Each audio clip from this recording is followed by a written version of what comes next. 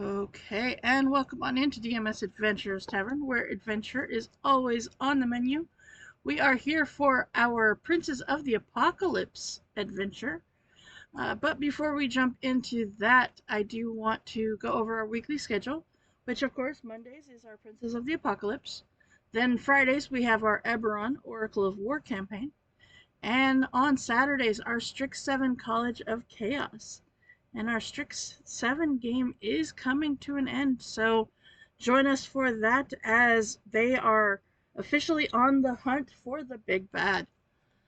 All right. Now, we last left off here. I do want, let's see, make sure this is working here. Why is it not bringing? Okay. I switched over to OBS and sometimes I have to remember that there's certain things I have to change. Aha. Alright. So, when we last left off, we had started this brand new campaign, the Princes of the Apocalypse, and in the process, we met our adventuring party. We met New Kit, Moonshine, Tukaran, Crashwave, Foxora, and Andirian. And yeah, that's how you're saying it, right? Yeah. Okay.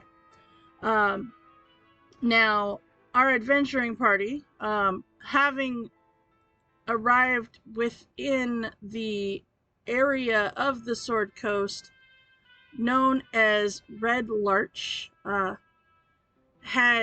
which is in the middle or so of the Desarian Valley, um, which is approximately well, let's actually go to this map real quick, just to kind of remember here. Uh, is approximately halfway or so up the uh, long road from Waterdeep and the coast, headed up towards Tribor, um, or just south of Tribor if you're coming from the north. Now, Red Larch is a town known as a stop along the way for caravans, and has a inn known as the Swinging Sword. That tavern was, in fact, where some of our adventuring party had come into contact and had met up, as they entered into this tavern. And it was, as a matter of fact, that tavern that kind of gave you an idea of Red Larch itself. This kind of gives you so this is the Red Larch versus the Long Road. Just giving you a little bit of the surroundings. You had some hills to the east, more along the lines of the forest and meadows to the south and west. Now, the third map here.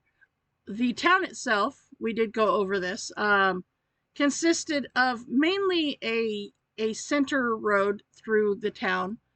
Not a whole lot to the north or to the east and west. Mainly, most of the buildings were on that main thoroughfare.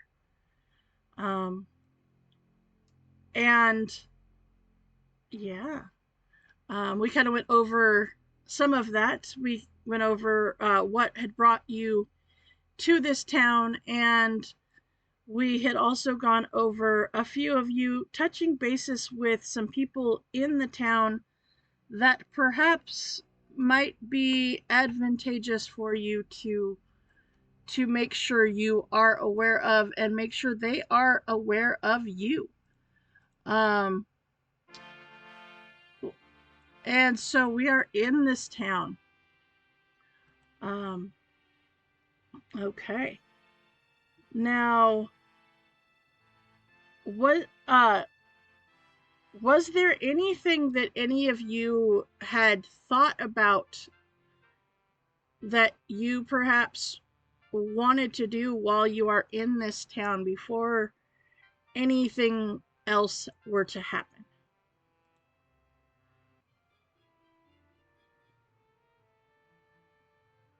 Because this would be a good time for that. Before any jobs or the like end up coming to your attention.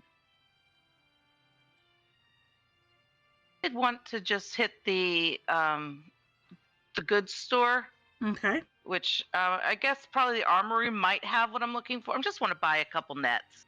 Okay. I want to buy 5 nets. You can do that.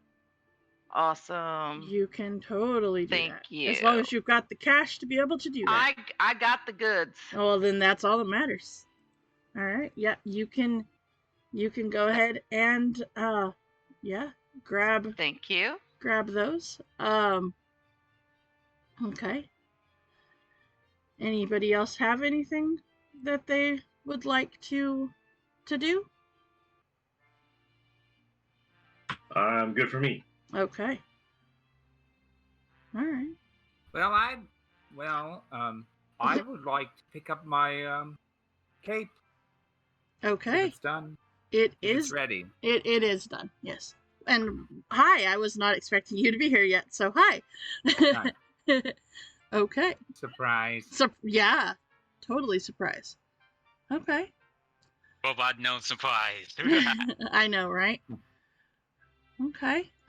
Yeah, you can pick up your cape. That's not a problem. Is there anybody else that has anything that you thought of or that was influenced based on what you've learned about the town since last session? Because we've got, just to go over it, in this town we do have the All Faith Shrine, the Swinging Sword Inn, the Helm at the High Sun Tavern, Mother Yolanthia's, the Lorne's Safe Journeys. We have a harness store. We have a clothier. We have a bakery. We have a smithy. We have a poultry. We have a butcher. We have a fine stone. We have Ironhead Arms. We have another place that is a poultry. We've got wagon works. We've got stoneworks. We've got a tannery, a storage, market, and sundries. A little bit of everything in this town that caters to the people who are traveling through. But yes, so it just kind of depends on where or who you would like to go and see, as to if there is anything else that you would like. Otherwise, we will move on and get you, kind of picked back up within the Swinging Sword. Nope, I'm good on my end. Okay. All right. Well, then we pick ourselves back up here within the Swinging Sword, having had you guys kind of travel out and about, and having made some new acquaintances as you traveled. Now, let's see here. There was one of you, and I'm trying to remember which one of you it was that went to see him. I visited Eldritch down at the Sun Store. That's right, you did. I think it was actually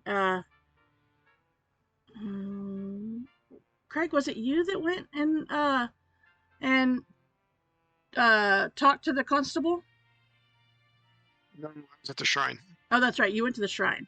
That's right. Okay. I don't remember. But that's okay because we have the while you guys are hanging out here within the tavern, you see a gentleman that comes into the tavern, and looking fairly important. You see this gentleman, and he actually will come up to your table, and you see that was it that one? Was it the other one? Hold on, I don't remember which name it was. Oh no, it was. Oh, you did visit the constable before you went to the shrine. Oh, yeah, that's right. You did. And so, Harbuck, the constable, very, decked out in the constable's clothing, comes up to you and he says, "So I hear that. Well, it's funny that I find all of you in the same place at the same time because I have heard that several of you have made inquiries around town as to the goings on here." And he kind of looking over at all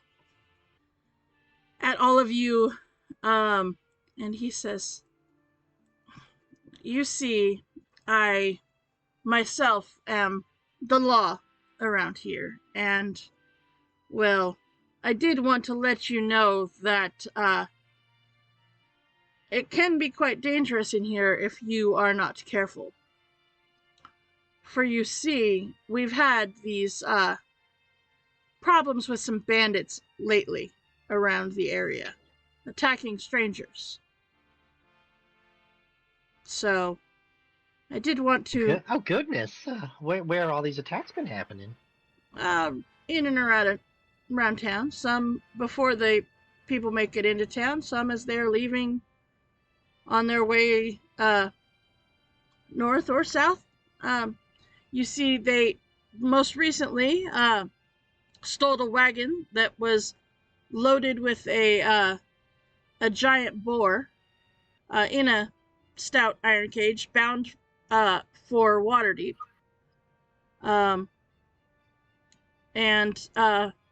Well, if they're willing to quite literally steal a animal on a wagon, they're probably a little more bold than the couple of coins and food that they've stolen before. So it has come to our attention that perhaps all new visitors to the town should be warned of such a thing. So mainly the attacks have happened south of town, either with the items coming into the town or on their way out, such as the boar. But I would very much hate for one of you to perhaps get hurt while wandering around our town.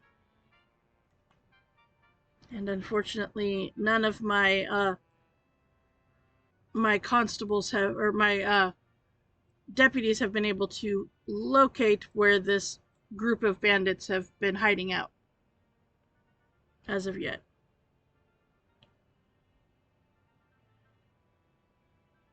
I mean, I only have 4 of them, so, you know, there's only so thin that I can stretch the people. I mean, we are, after all, you know, in a town this size, those of us who have the skill set tend to have more than one job. Well, what if we were to take care of these bandits for you? What would it mean to your town? Well, of course it would mean a great deal to our town. Oh. I mean, well, it would be not only helpful to our town, but also helpful to myself as well. I don't know what you're talking about that he's already slimy. I don't know what you're talking about there. What? I don't know what you're talking about. He's not slimy. What are you talking about?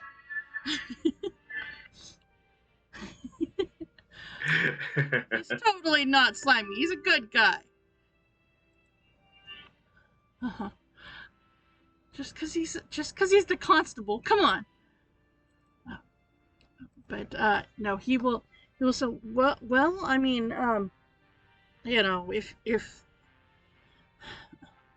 well, anything that that you find that if you can find their encampment, anything that perhaps belongs to members of the town, you know, I would ask to be returned, but those that cannot be identified as items that belong to members of the town, well, perhaps we would say would be yours.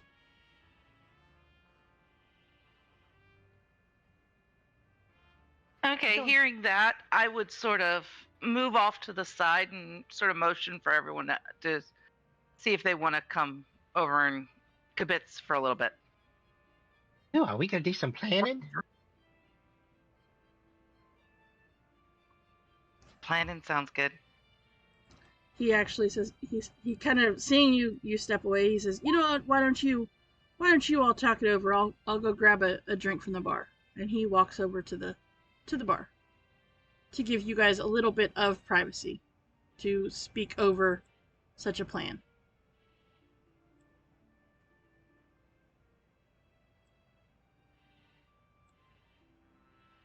Well, I'm here for some stories, and this sounds like this could give us some stories. Sounds like this could give us something to talk about. What do you guys think? Oh, yes, I mean, a lady could get off a board just sitting here drinking ale all night. I'm up for a little adventure.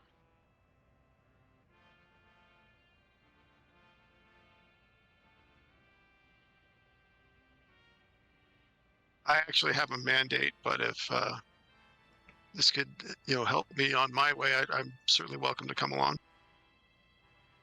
Well, you might find some more information of what you're trying to find out. I mean, at least getting us outside of this town might give us an opportunity to learn some more information.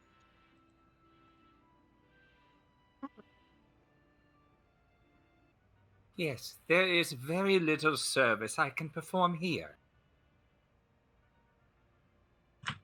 I am in agreement.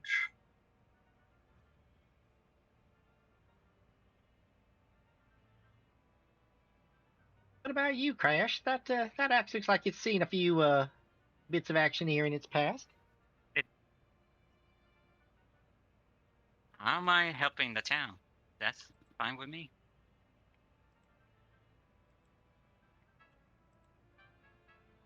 Okay, do y'all want to? To take out these bandits? Sure. Yeah. Out of care, Susan. What time of the day is this? Is this first thing in the morning or last thing at night? This would be last thing at night. That's what I was thinking. Okay. Mhm. So were we So- supposed? Sorry, were we still planning on going to the cemetery or whatever it was? Well, yeah, I wrote in my notes that we were Okay. headed to the quarry. Mhm. The At quarry, the yeah, end not of last cemetery, sorry. session. Mhm. Yeah, the quarry. Yeah. Mhm. Yes, my notes concur. Okay. You can. So, but we could take care of the bandits, then go to the quarry. What do you I'm guys gonna think? need to meet the guy by the wagon shop because I told him I'd be there. Oh, that's right. I think Well- that was in another day though. Wasn't that going to be tomorrow night? Mhm. It We can would. finish everything during the day, sure. There's lots of options for things that you can do, by the way. I think that quarry had most of its activity once the sun went down. I don't know about the bandits. Mr. Constable, Yes. you know what time of day those bandits are most active? There's been multiple sightings at multiple times.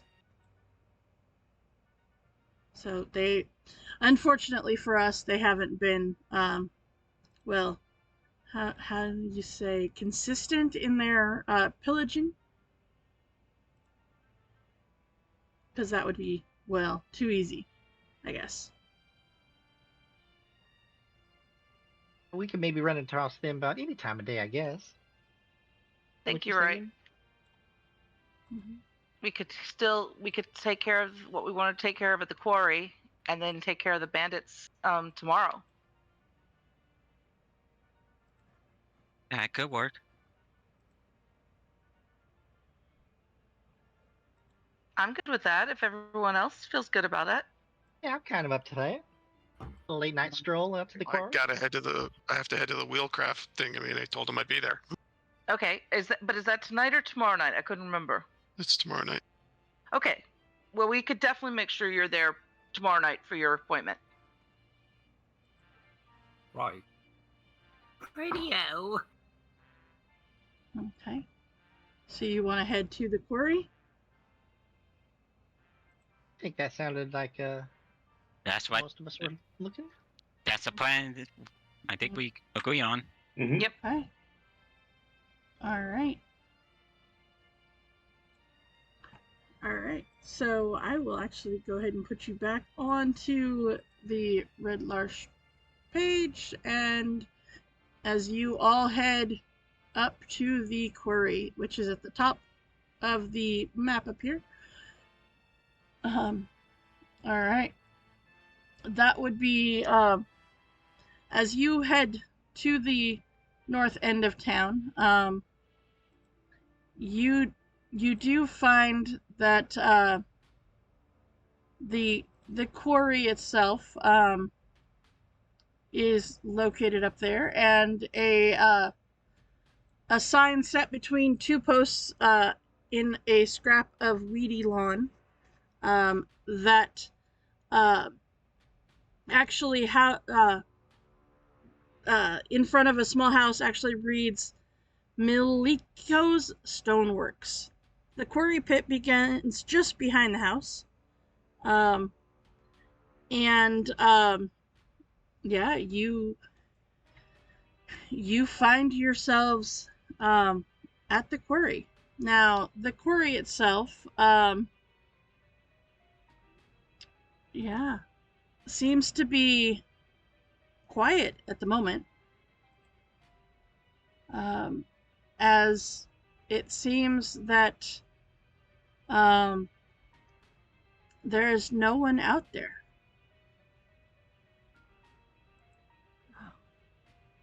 I would think that we'd probably want to set up a position where we're hidden, to just observe for a little while. What do you guys think? And I'm being quiet about this. I'm whispering this. I'm trying to be maybe not seen, but not notice that we're inquiring about the quarry right now. So we're sort of just hanging around right now. Yeah, maybe you find a nice little quiet place on to the side and find out for those, what was it, mysterious figures that wear masks? Okay. So give me some investigation checks to see if you can find spots that perhaps would serve as hidden lookout areas.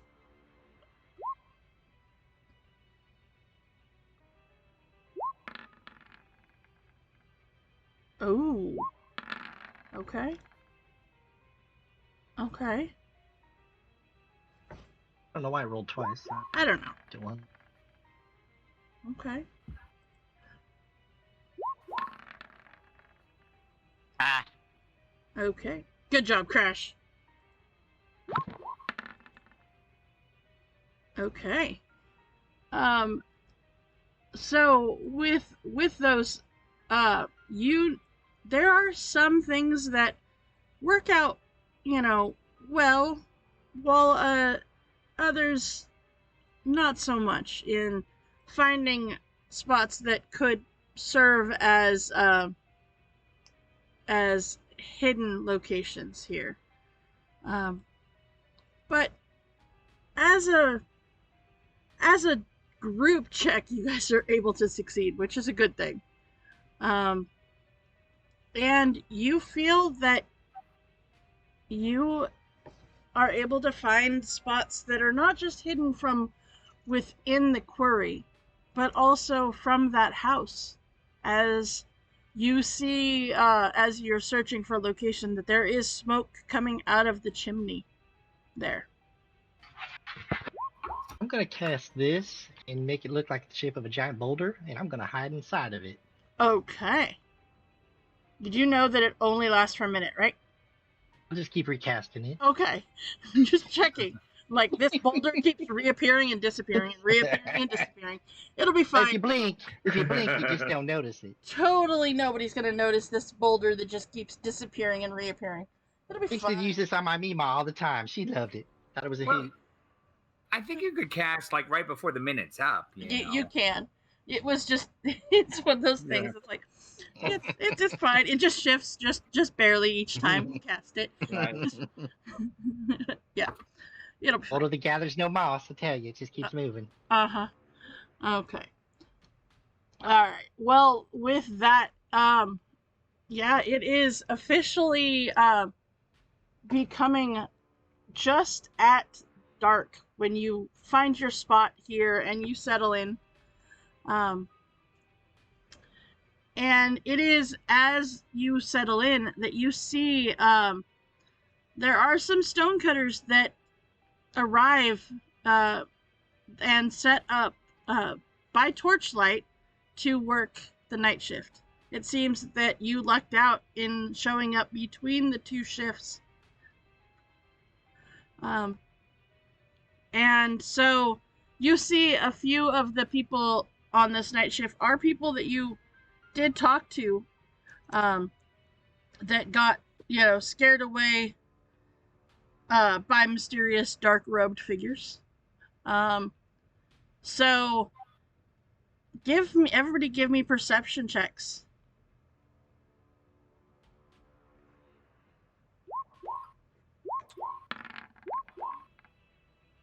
Oh, okay, there's our first natural one. Okay. Alright. Oops, wrong one. You're gonna persuade them to show up. Got it. Perfect. I pressed the wrong P. Uh-huh. No, you just wanted to persuade them to show themselves. That's fine. Alright. So with that, okay. You looking around, you don't see any other movement for an hour, for 2 hours, 3 hours. About the 4th hour, however, you catch sight of movement in the shadows. Okay.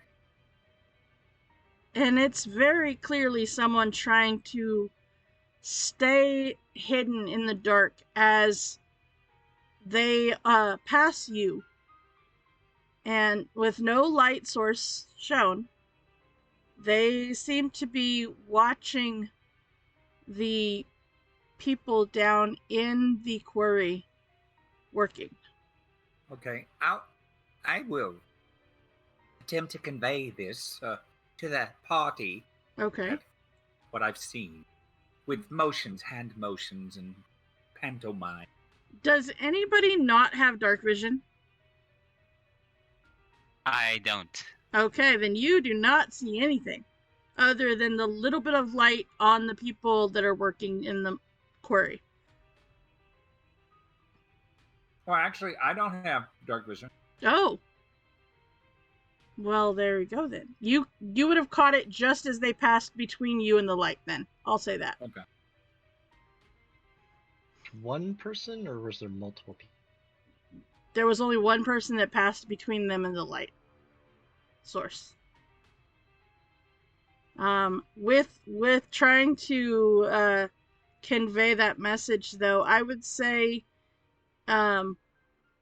Moonshine, you and Tuck look around now that you're a little more on alert, and you see there are 3 others around this quarry, closing in on those workers that are the stonecutters that are working. They closing in menacingly, like they're going to ambush them, or just to observe? Weapons being drawn, or currently you do not see any weapons drawn. Now, the quarry, is it lit down there where the stonecutters are then? There are, yes. There are some torches down there so that they can see by. Sure. Mm-hmm. Not a whole lot. It's mainly like right around the area that they are working. So like right here. So like the further out, the darker it is. But there is some, yeah, there is a little bit of light down there. Yes.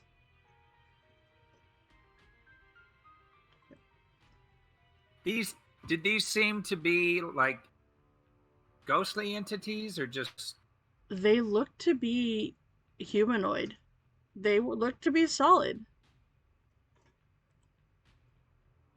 other than their stone masks, are there any other defining clothing or signets or anything like that on them? They look to be in black armor.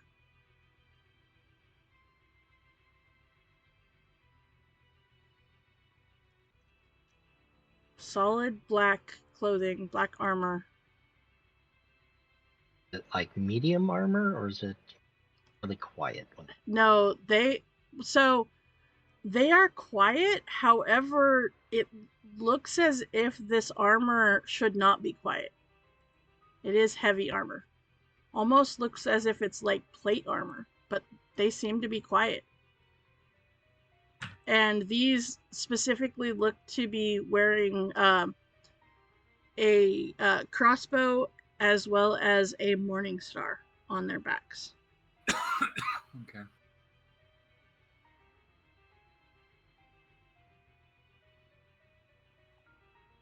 And so a total of 4 of these guys. Yeah. So very much look similar to that, but when pure black. Oh, jeez. Mm-hmm.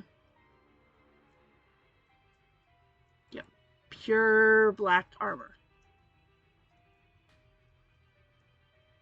On the stories we'd heard, were they actually harassing the workers at night, or just kind of spooking them out? Spooking them out.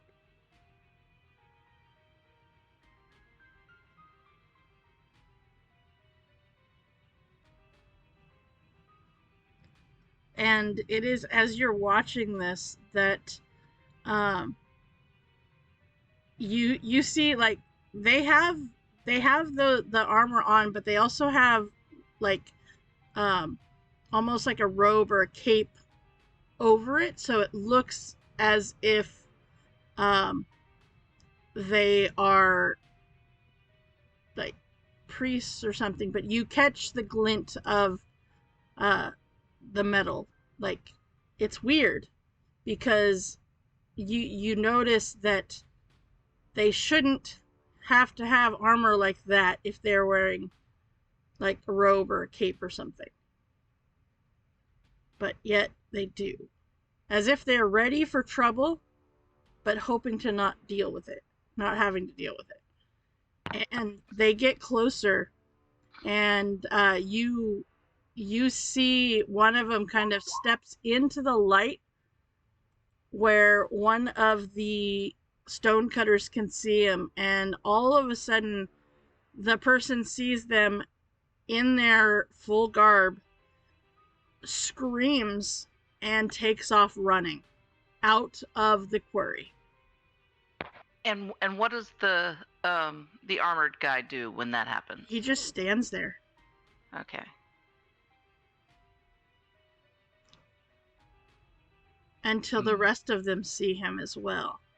And as they all take off running, he steps back into the shadows. I can see I'm that gonna- with the light and the guy screaming, right? Uh-huh. All of the stonecutters are on their way out of the quarry right now. Okay, I'm going to. Well, I don't have dark vision either, so I really could only see what stepped in front of the light. Mm-hmm. So I'm going to try and motion where I know my dark vision people are, and I'm Mhm. assuming I probably know which races would have dark vision. Right. That maybe we should just keep quiet and continue watching, because nobody's been hurt so far. So I think we should just keep watching. Okay. Does anybody actually- change that? No, I have dark vision. You could see me scribbling on like a little notepad, writing notes. Okay. All right. Oh, they can't see me at all. I'm still hidden inside my rock. You are. But I saw you. The rock nods. It's fine.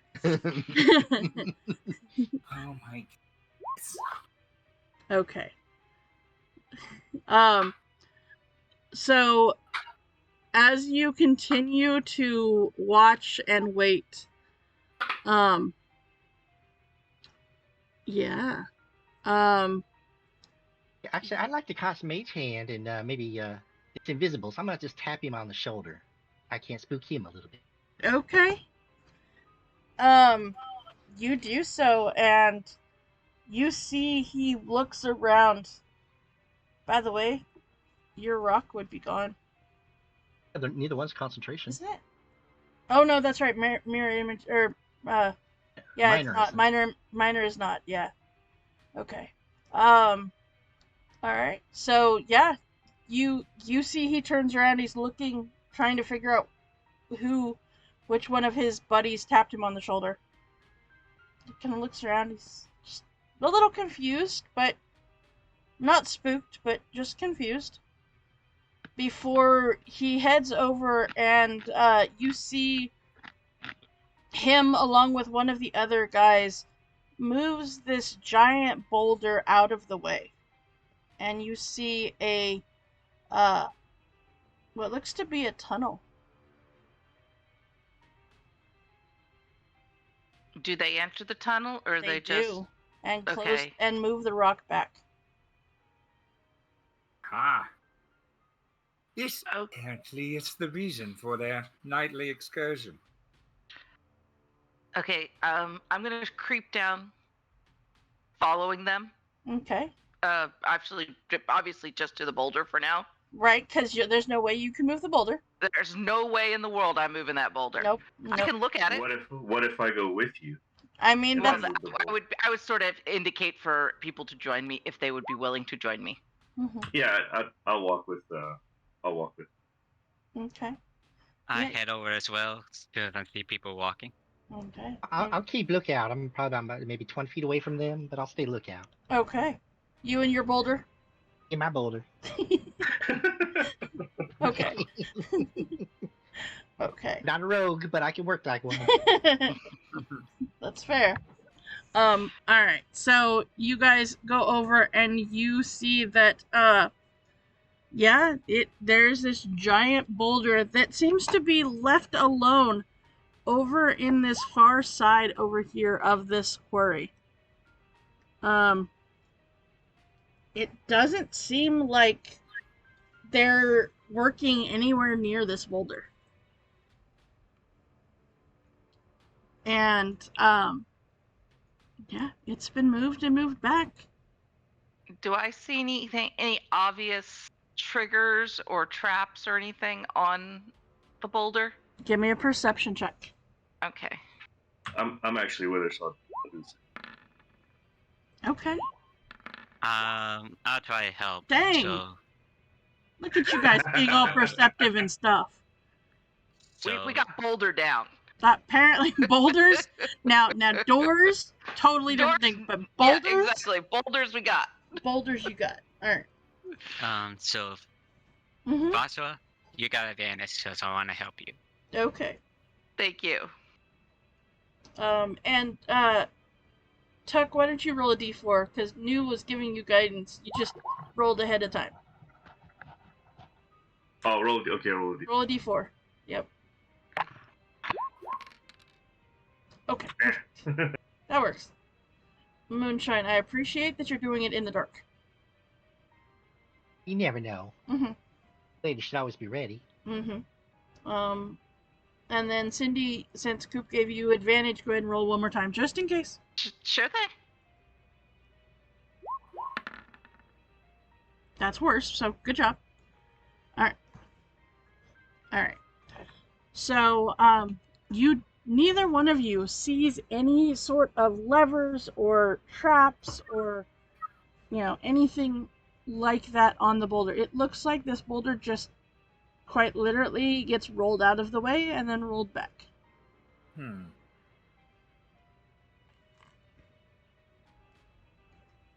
I turn to Foxora and say, I say, should we move this boulder and see what the rogues were doing? I think that's where our adventure's taking us. I say we do it.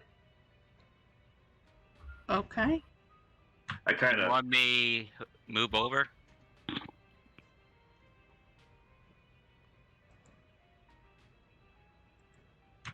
What's that? Sorry. Sorry, did you hear me? I said, do you want me to move the boulder? If you are strong enough to move a boulder, please do. I am definitely not. Yeah, give it a shot. Alright, athletics or strength? That would be... I will let you have athletics on that one. And you have guidance from New. I'll add that. Mm-hmm.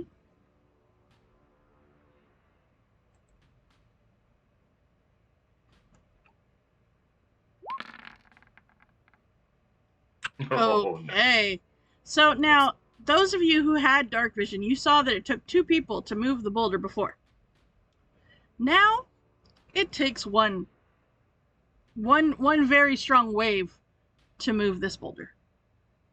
Nice. Mm-hmm. Nicely done. Okay. Well done. Very beautiful. All right. So, okay. With that, all right. You see that they're, So I will signal back to Moonshine Mm-hmm. to come down and join us because Oh. we're indicating that we're gonna go into the tunnel. Okay. I was gonna say, Be right there. because right now you just see a very long tunnel that looks like it leads deeper in.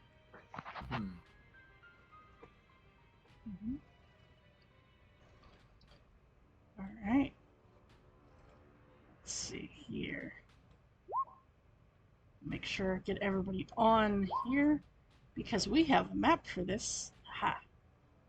So, as you now keep in mind, this is now officially the middle of the night because you did have a little bit of time that you were waiting for these guys to show up. So, this is officially the middle of the night. Okay. All right. And let's see here. I think that, yep, that should do. All right. Let me go ahead and get you guys over to this location, and it is black because I do have to reveal some stuff for you since you are coming in here. All right. So you find yourselves within what looks to be a dirt tunnel that seems to be leading further in and slightly downward. Lit, or is it a dark tunnel? It is dark. It is currently dark. There is no light sources, and you get the feeling that perhaps these guys did not need dark vision, or did not need light to see. Yeah.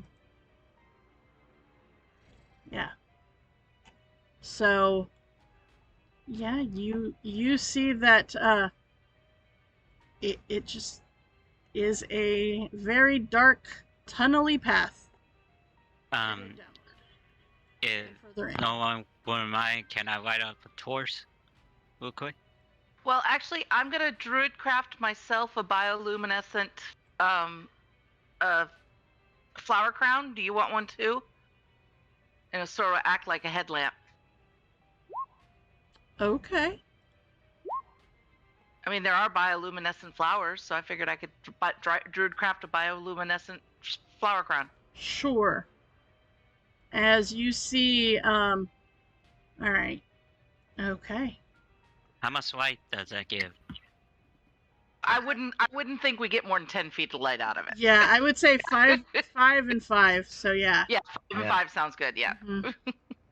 It's enough to light up yourself. Mm-hmm. So if you want more than Alright. that, you might want to go with a torch, I guess. I tap Crash on the shoulder. I say, "I'm bringing up the rear, old sport. Don't worry, we shan't be surprised." Thank you, friend. Just tell us what you see, okay? I will yell it out post haste. Alright. Well, I'm going to move forward once I have the flower crown on me. Okay. All right, and you see, as you start to step out, Crash, that one of your party members is already ahead of you. Huh? When did that happen? While you were waiting for your flower crown. Yeah, Oh. it did take me almost a minute to druid craft your flower Mhm. crown. Sorry. Mm-hmm. Alright. Well, I'll try my best to follow, but it'll be one step at a time because I can't see. Okay, so my question for you is: are you guys doing this stealthily, or are you just Yes. moving? Yes. No, I was going to say that we want to move with stealth as best Okay. we can. Okay, So, so chainmail, I don't think I can be stealthy. I would love it Yeah. if all of you. Oh my Getting ready to roll God. with disadvantage. Let's put it that way. I don't. Stealth is not something I have. I have great armor and I can move stealthily. It's natural. It is natural. All Are right. we rolling disadvantage? Well, if you have disadvantage, if you have heavy armor on. Or carry a shield. In my case, I carry mean- a Oh, shield. I have Yep. chain. Yeah. Yep. Okay, I gotta. Yep. Oh, I do carry a shield. Does a shield do it? I didn't think a shield did it. Well, According to D&D Beyond, it does. Oh my Hmm. God. I have a tiny buckler, for crying out loud. yeah, it shouldn't. Yeah, I've That's never weird. heard of shield causing Yeah, that. shouldn't. It shouldn't. You wear That's an armor weird that you're not because proficient in, maybe? it's telling me. Yeah. And maybe it's because I'm not proficient. I'm proficient in light armar only. Yep. That's Oh, why. why? If you were, Oh, yeah, if you were that's in why. medium, that would do Yep. it. Yeah. That's why. Uh-huh. I guess the shield qualifies as medium armor, probably. What Well, armor it's do you it's have? its own specialty. My armor I have is leather armor, just light armor, leather armor. That's weird then. I don't know why it's telling you. Maybe it's because you're not proficient with the shield?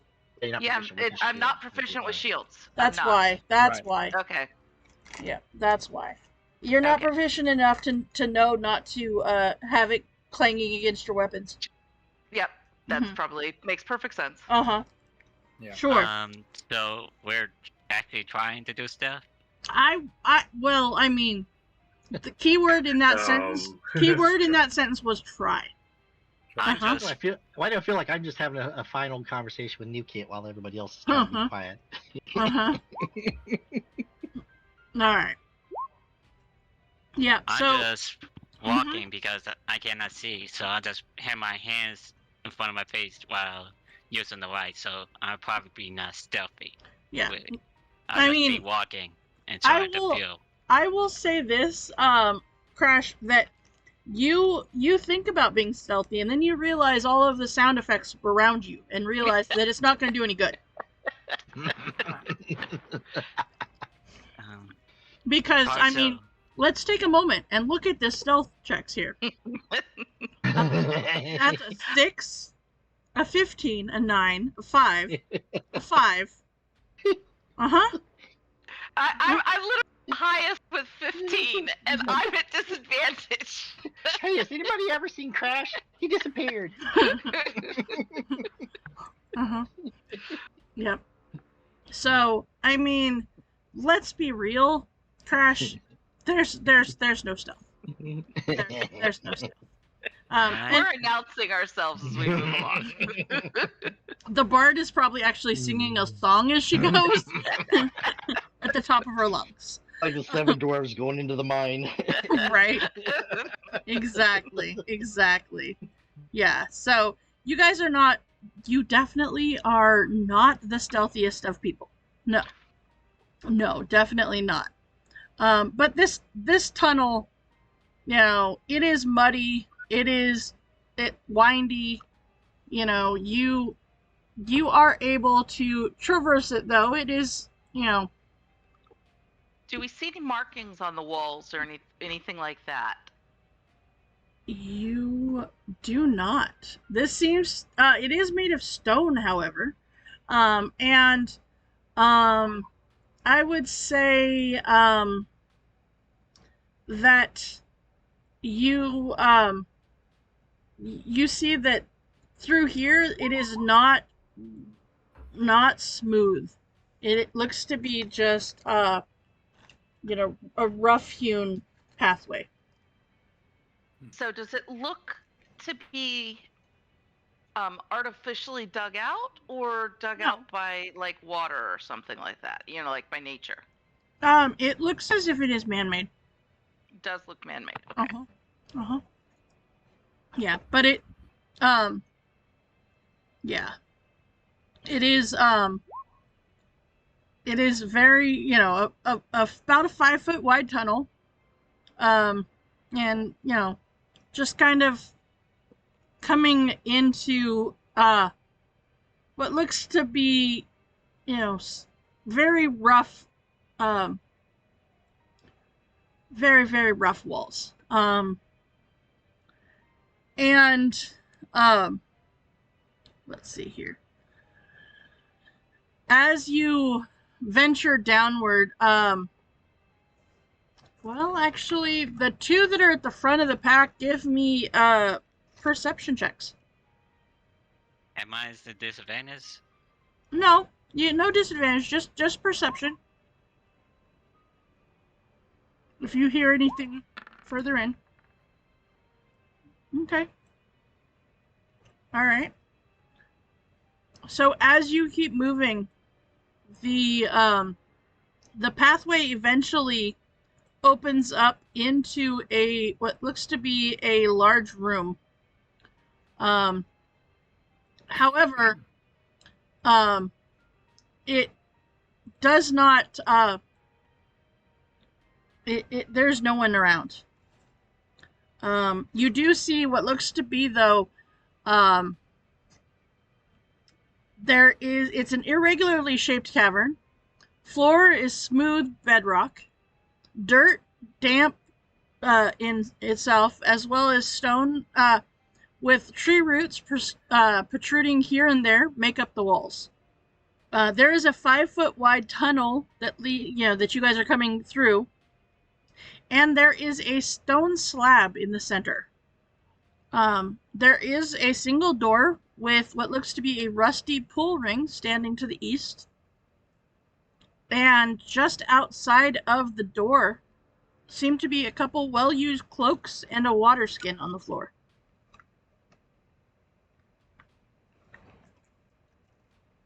You lucked out in your stealth because there was no one out here.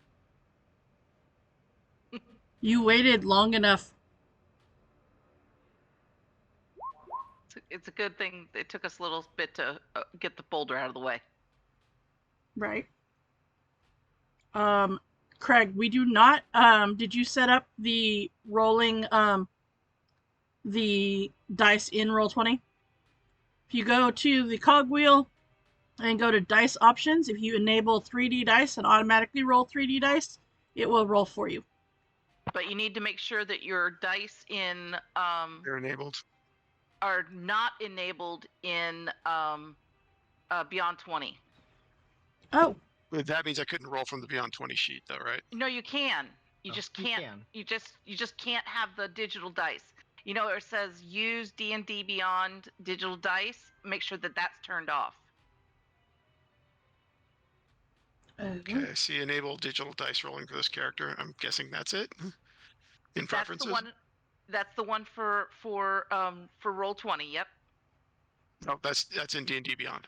Then yes. Oh, I think it's in the Beyond 20 settings that you. yeah, it's in the Beyond 20 settings. Yep. I don't know. You click on the Beyond 20 symbol in your toolbar. Okay. While you Dice, are dice. while you are figuring Yep. that out, I'm going to move the rest of you down into this room because magically we're not going to make you have to wander down separately. There you go.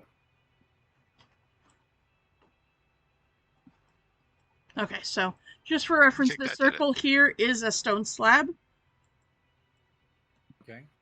So like And a is it circular like that? it or- is. It is. It is circular. Okay. It's like a How table, elevated?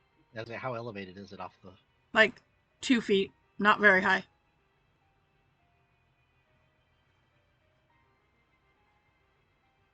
Any markings on it that we could see from feet away? None that you see. Hmm. But then again, there is no light. Other than the two luminescent crowns that you guys have going on.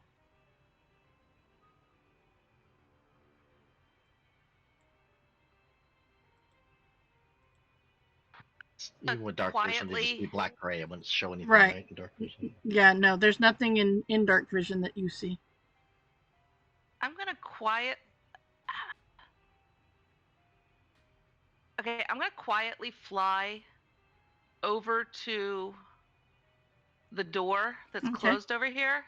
So right And next see to if- that is some cloaks and a water skin. Okay, and while hovering, I'm gonna see if I hear anything on the Okay. other side of the door. Give me a perception check. Sure thing. Oh, that was almost a 2. Look at I that. saw that. Ah. That 2 was definitely sneaking up on me. It was. Unfortunately, you don't hear anything on the other side. Okay, I'm gonna pick up one of the cloaks Okay. and fly back to join the rest of the group with the cloak. Okay. The cloaks itself are quite plain.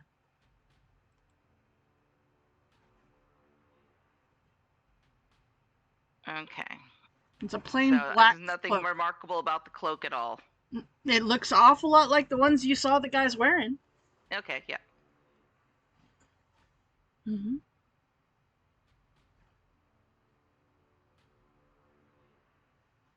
And we don't see any markings on the walls in here either. Nope. None on the table, you said. Nope. Okay, guys, what do y'all think? Do you think we want to go into that room and see what they're doing, or something It's a else? little interesting. I don't know. I'm not very good at tracking things. Is anybody able to see if they're where their footprints might be leading to? I'm not that good at tracking either. I mean, I don't see any other exits out of this room, so it seemed to me they most likely went through that door, especially would- since their cloaks were by that door. It's most likely, but they also moved their boulder to get down here. You know, maybe there's another boulder somewhere. Yeah, you're right, maybe.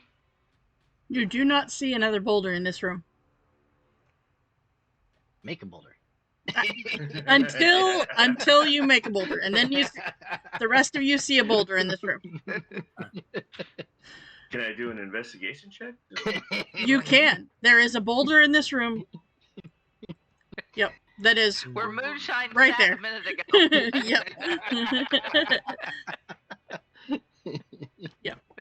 Hmm. Do I see anything with a 20? You see the moonshine boulder, and that is all you see. There is a door. Other than that, no. Nope, I found another rock. you did. I'll walk over with Interior. You are a And, boulder. There you go. I made you a boulder. Slab in the middle of the room. Yeah, possibly.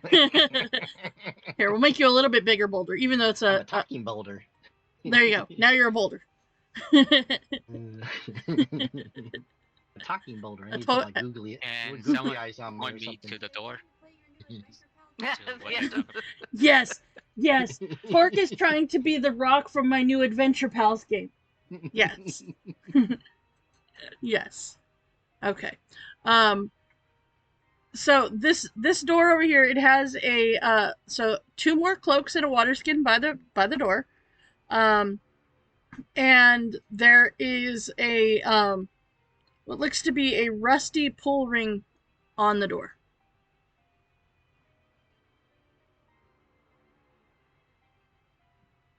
I'm just going to open it. Okay. Yeah, can we tell if the Can you full tell if ring what has been been handled? used? Yes. right? Yes. Yes, I mean, you can. it's rusty probably from the oil of people's hands. Yes. And you see it does open up into a hallway. The door slides over. And you see that when you open the door, that the passageway seems to open up, and 60 feet or so beyond the stone door, the tunnel finally levels out as it had dipped just a little bit downward. And you see that it does seem to open up into a hallway. And even with that, you see that there are two stone reliefs of stern dwarves in chainmail and carrying battle axes face each other across the tunnel. These carvings stand out from the passage walls and have gaps around them, so they could be used as doors. But the passage does continue past them. So the two, what look to be doors, are 2 dwarves statues. So these right here, they are dwarven statues.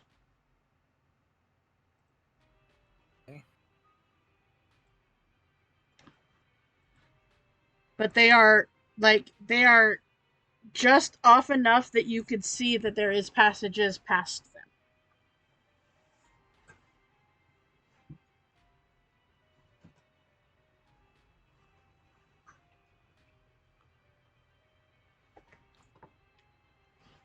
I'll just move up to this one and just kind of peek around the corner and see if I can see anything down this hallway.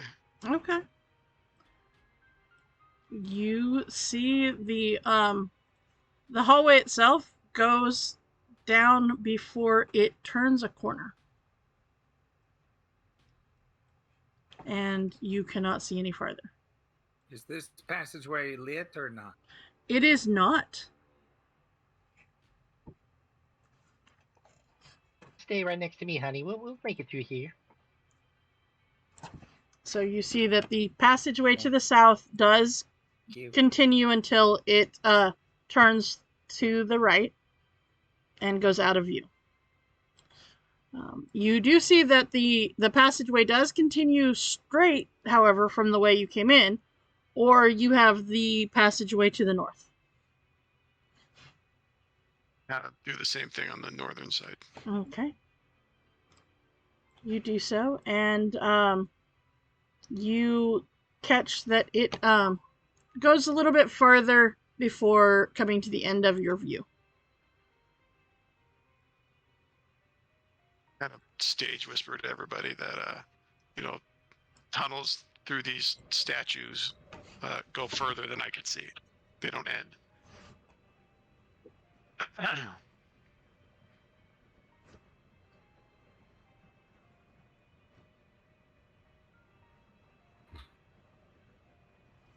we still descending down in this one, or did we level It off? it enough? I think we levels should out. Shut the door.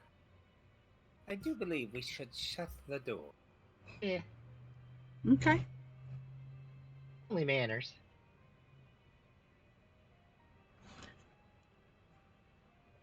So shut both of them and then keep going straight.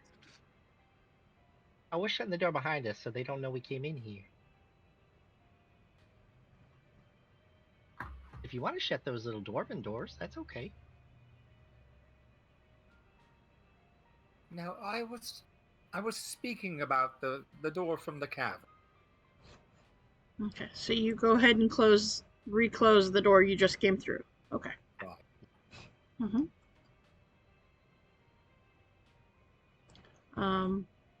And I will say you are able to see that at the very end there is another stone door with an iron pull ring.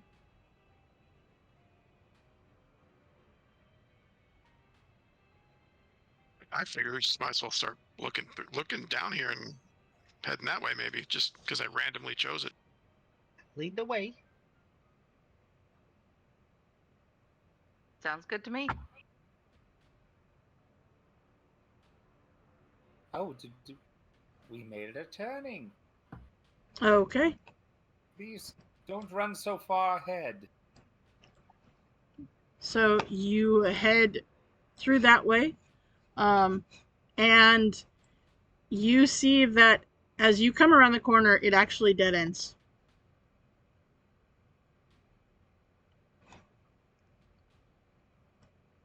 It's a bit anticlimactic. It is, isn't it? It dead ends. Uh-huh.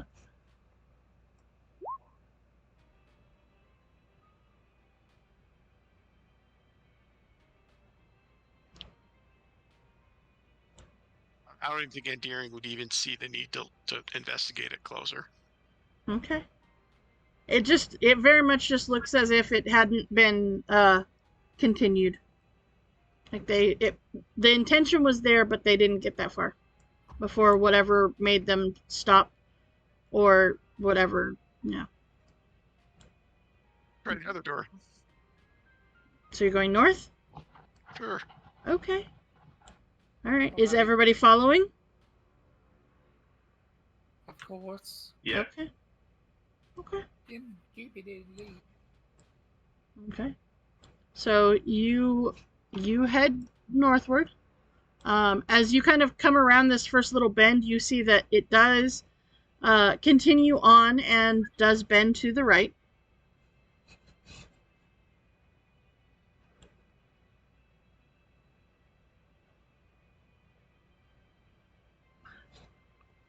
As you get to this corner, though, you start to get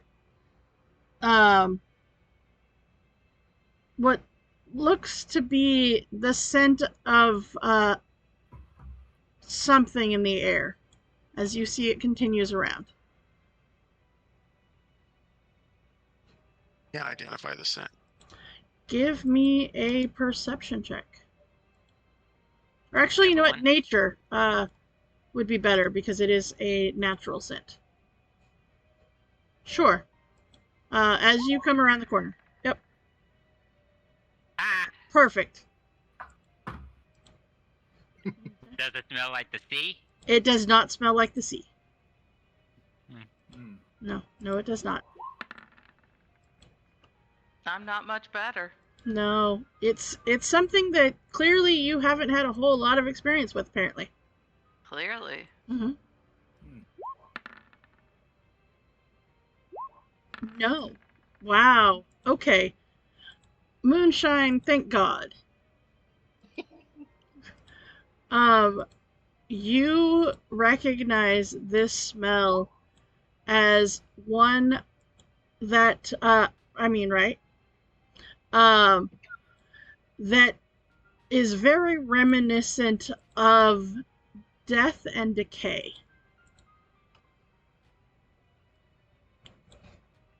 I don't And know about what's up ahead, but it sure doesn't sound or feel right to me. that. As I walk closer. Mm-hmm. And you see that the This hallway does open up into what looks like a room of some sort. I think when I get to here, Mm-hmm. like before I'm visible in the room, Mm-hmm.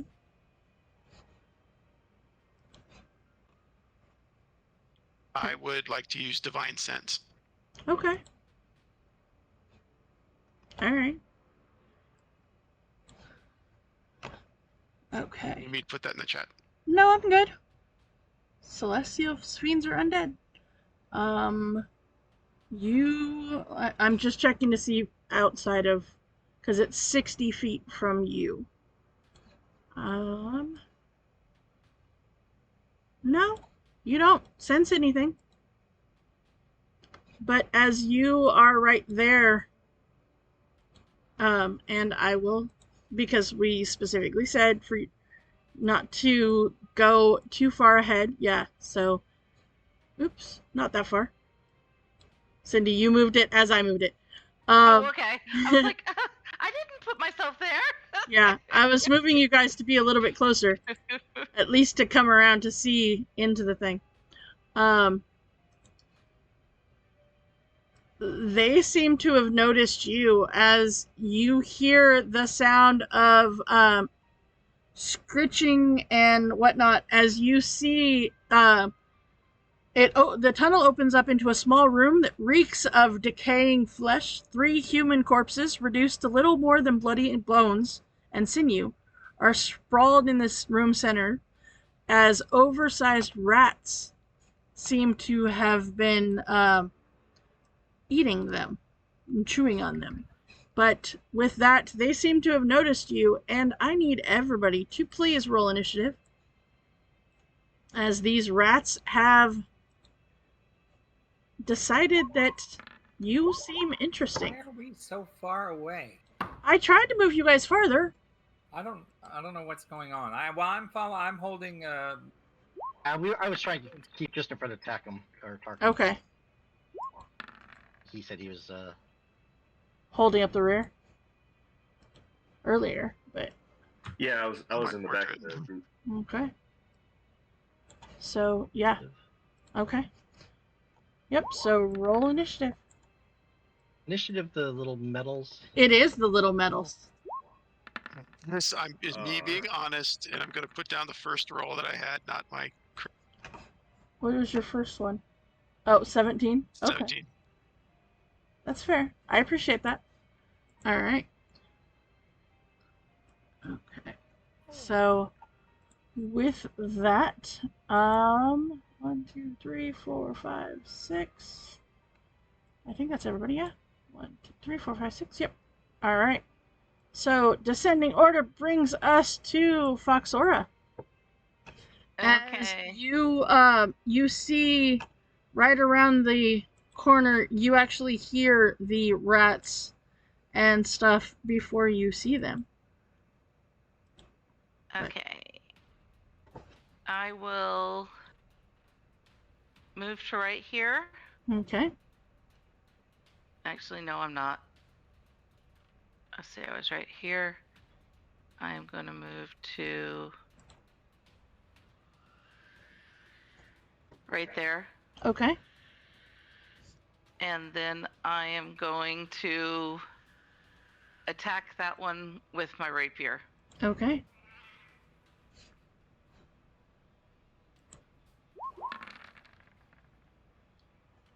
A 9 will not hit this rat.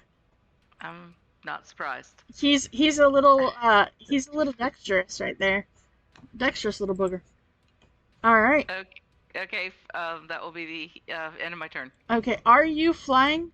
Are you off the ground? Or No, I walked. Okay. No, I walked. I didn't even fly to get there. I just walked. Just checking. All right. So he is coming for you. He's going to take a bite at you. All right. And that's a good start to initiative for me. You guys are you're just gonna attack each other. It'll be fine. All right. This guy is gonna come there. And these guys are just gonna kind of be ready. They're gonna just wait. But White is gonna go ahead and try to take a bite as well. However, this time he has advantage. Because pack tactics. Pack tactics. Are you kidding me? Are you kidding me? Okay. Alright. And then Orange is going to go against... Buddy. Oh, we're gonna... Oh. Does that hit you, Endarian? This is 18. Oh, it does. That is The 6 joys of points level 1. damage. Oh. Okay. Well, New Kid, it is your turn. Okay, is this the hallway lit or not? It is not. Although you do have a little bit of light from Foxora that you have just the well, we'll say Well, you'd be able to see where I am. yeah. Like Okay. just that it's very dim light in that circle. Well, I'll move forward to here, Okay. Okay. and I will turn on my emboldening bond. Okay. I can only do it for 2 Okay. at this level, so Foxora and Andorian. Okay. Andorian. Andorian. Okay. All right. So you both have emboldening bond or empowering bond, emboldening bond. Yep. So well, I know that you guys both roll out of D&D Beyond, which doesn't help. I put the things on your regular character sheets. Yeah, I I don't created know a how to do secondary this. attack for that Okay. in my sheet. Okay. There we go. Okay. All right. So is that your? Let's see. That's the That sum is your total action. of my action. Yes. Okay. All right. I don't. No bonus. And Dirion, it is your turn. I'll go for the one with the The orange there. Okay. It looks like I get to add a d4 to it You now. do.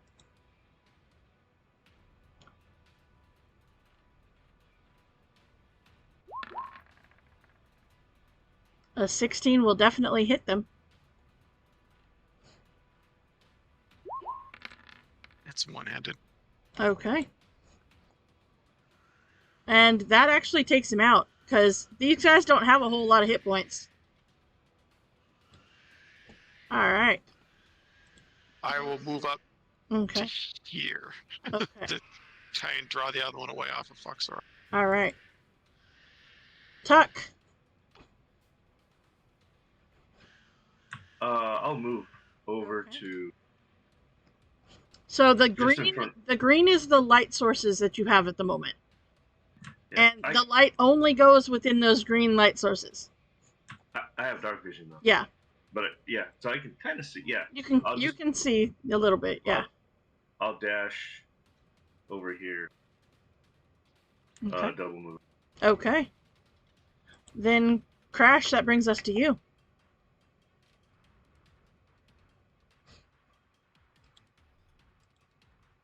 Well, I'm trying to move closer.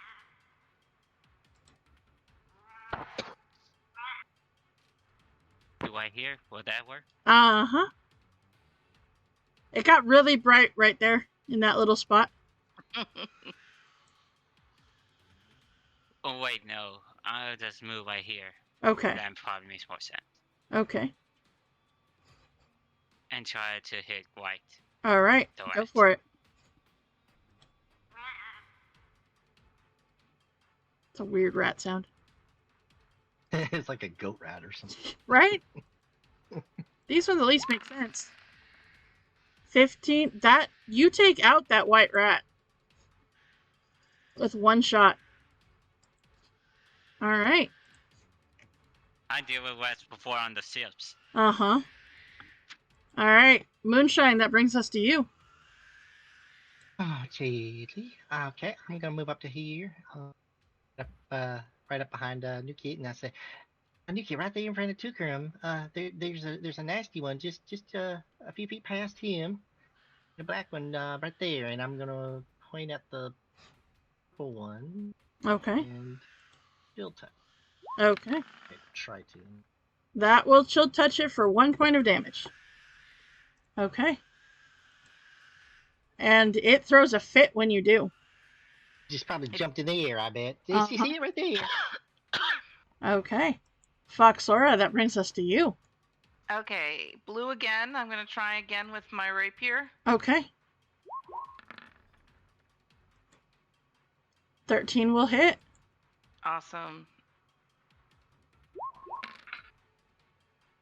For 8 points, which is enough to take it out as you stab right on through the rat. Awesome. And then I am going to give Bardic Inspiration to Andorian. Okay.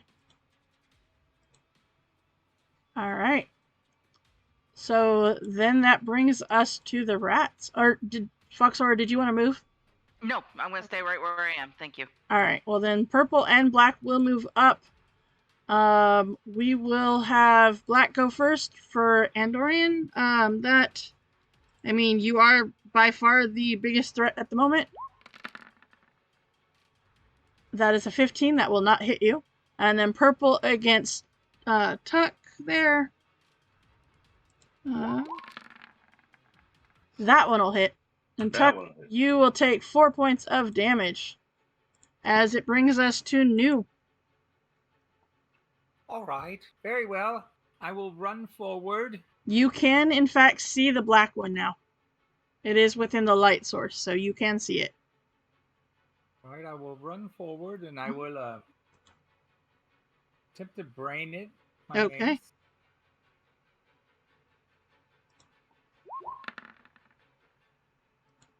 That definitely hits. I gotta roll a 0.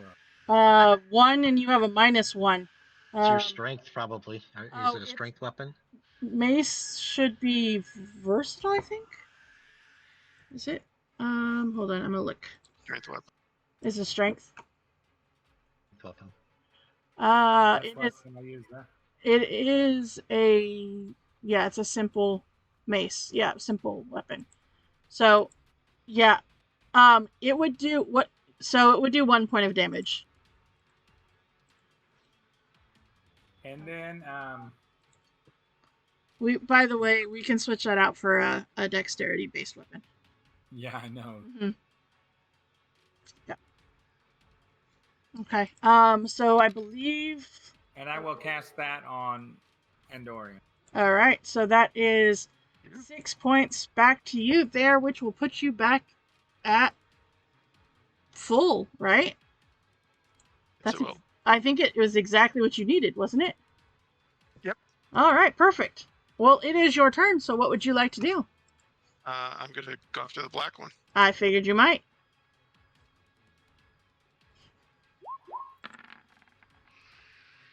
Unfortunately, it Oh. dodges out of the way. Yeah, even if I use both Bardic Inspiration Well, and Emboldening Bond, I don't think it'd be enough. You know what? Actually, Emboldening Bond is a D4, and then Bardic Inspiration, it could get you there. So if you'd like. So 4, so that would be 11. Use Hey, your you Bardic. don't lose Emboldening Bond. You know, Yeah. you get it. It's for 10 minutes.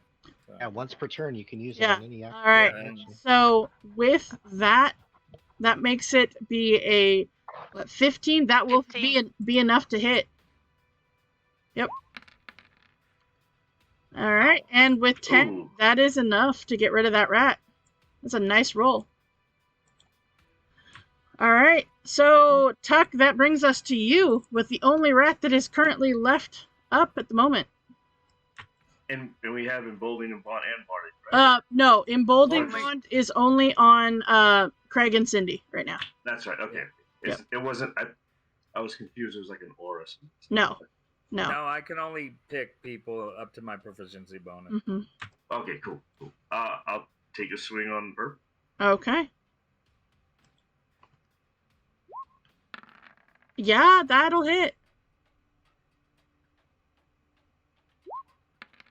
You make you make rat paste out of that rat. As that Oh, is gee, it's all over me now. it is very much all over you. So with that, you come to the end of combat. Good job, guys. It's a little, a little bit unnerving. The atmosphere here, now that you realize there's, dead bodies that were laying here, and rats that were eating them. But you, you have managed to get rid of those rats. I'm gonna motion Tuck over to me, and when he comes, literally put my hand on his wound and just say a quick prayer to Helm and use 4 points of lay on hands. Okay. All right. Thank you. Okay. I did tell you guys that you can do the hover over to see their hit points, right? So that they're not all If we wanted to visible? switch the view, Yeah. Okay. It's like I did make sure. So, all right. So that was 4 points back to Tuck, correct? All right. So Yeah. they're back at full. All right. So you look around, and what is left of these bodies that are here, you see, that each of them has a symbol cut deeply into the forehead of each of these bodies. Is it a symbol I would recognize, or any of us would Everybody recognize? give me a history check, please. History. Yep. To see if this is... Holy moly, guys. Oh, wow. Wow. Okay. Well, I guess you guys might know this symbol, yeah. Alright. So, with... Right? Yeah. Craig, you're doing... All game long. Right? You're doing well. You're doing well. Alright. This is the, symbol of the cult of the Black Earth. It is a triangle that has a single line up into its center. It is that symbol.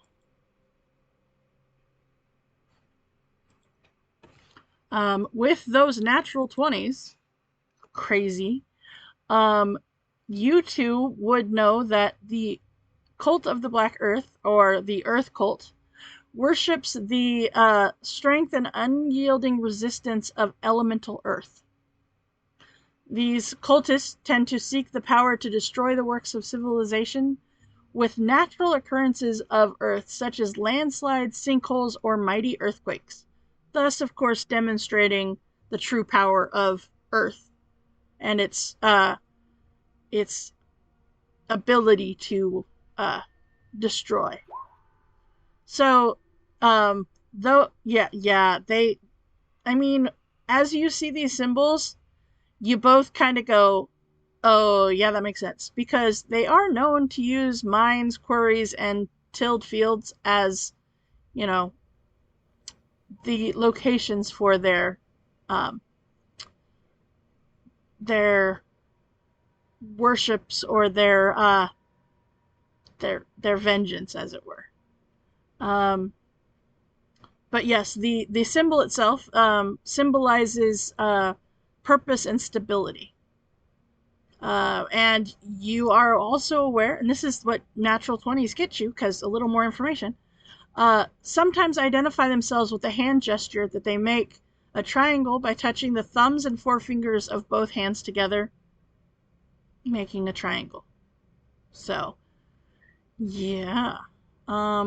That is some of the things that history check will get you, but it makes sense as to who those people outside were, as they probably are Black Earth guards. So, with that information, do what you will with it. There. Okay. Mm-hmm.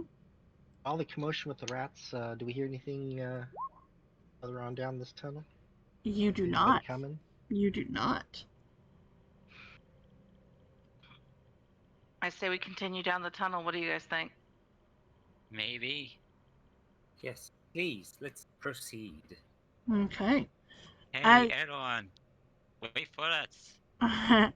As you continue on, you see that the pathway opens up into another small square-ish type room. In the center of it, a black rock about a foot across hovers 3 feet in the air. Just a normal rock right in the center of the room, hovering 3 feet in the air. Totally and completely normal rock. Just hovering It's a rock. right there. 3 feet in the air. Okay, I'm gonna pull out my lantern of revealing Okay. to see if I see anything invisible Okay. supporting the rock or anything invisible at all in the room. Okay. As you open up this lantern,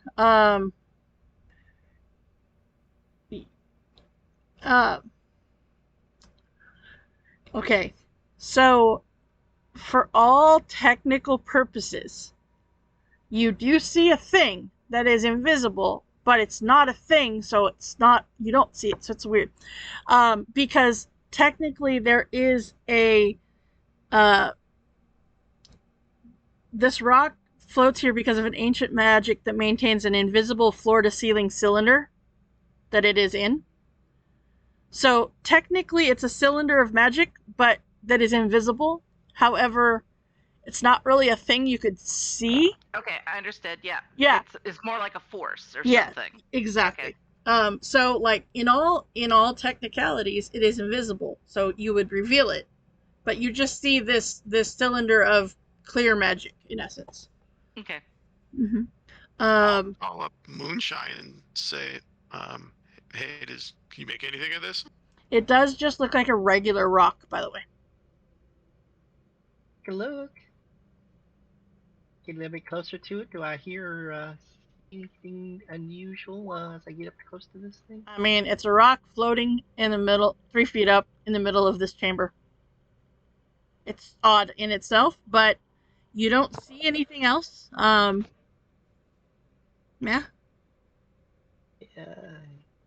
If I do like a little study of it, can I maybe see what kind of magic might be holding this thing up? I mean, Tell so what's... I would say that Foxora would be able to tell you that there was a column of magic that's holding this rock. If you have a way to detect magic, you would be able to learn what kind of magic it is. Yeah, give me about 10 minutes. I might be able to figure something out. I'll dig out my book, start going through all my notes. If you want. It doesn't mind. About 10 minutes. That'd take. Does everybody want to take a 10-minute? I would say, unless we're seeing any markings on this rock, that maybe we should just leave the rock alone for now. What do you guys think? Say that column's just around the rock, right? We can go around it? Mm-hmm. Yeah, it's just floating in the middle. Yeah, it looks like the space around it in this room is clear. Yeah. So the column of magic is literally the center square of this room. Okay. Yeah, it's a 10-foot wide cylinder. And yeah. So you my way around it. So we gotta stick to the walls. Mm-hmm. Right, I'll follow. I will follow. Yep. So the way that this map works, it does have 5-foot squares. However, it has a darker line that is at every 10 feet.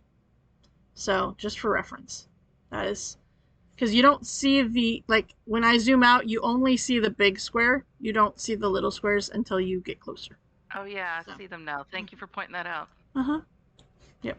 It's just so that it makes it easier for you guys to be able to, you see that's 10 feet, but not, All right. So as you continue down, you see that there is a hallway that continues to the south that leads to a doorway. By the way, in case anybody watching has been with us for multiple campaigns, the thing that is the like most campaigns have problems with doors or chairs or whatever. We just have issues with hallways. It's all about the hallways. We just have endless hallways. Yep. There's one module, and it might be about time to run the orc campaign thing again, because I miss all of the hallways. Oh man, that was brutal. It was a brutal campaign, and it was all about the hallways. Mm-hmm. Yep. Does this hallway lead? Who knows? To another hallway. Back to the other hallway. It might be time to run that one again. Yeah. All right. So, with that, yeah, you come south to another doorway. And, yeah, it is a door. We like hallways that lead to doors that lead to hallways that lead to doors. Do we hear anything on the other side of it? Give me a perception check. Ooh, I want to I'll assist up there her. and wait for me, and I can help you. I don't hear a thing. Nope. Foxora hears nothing. Hold on, Andron. I think New Kid's trying to help you. Okay. Well, you also still have Emboldening Bond because it lasts 10 minutes. Yeah, Anyway. but Okay. It won't help Foxora at this moment. it's not gonna help me. Nope. But not a D4 and guidance, maybe. Not on a natural one. I was to say I failed. I failed spectacularly. You did. It's too bad. You did. All right. Okay. So, with that, you listen in, and it doesn't seem like there's any sounds coming from the other side. It's almost as if the room might be empty.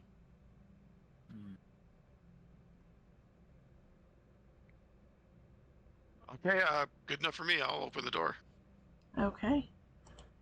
All right. So you open up this door, and you see it opens up into a room, a 50-foot square chamber, specifically. Hewn out of rock. The door is rough but flat. The walls show the chisel marks of the original builders, and the ceiling is about 10 feet high. Identical doors with iron pull ring handles stand in the middle of the east, north, and west walls.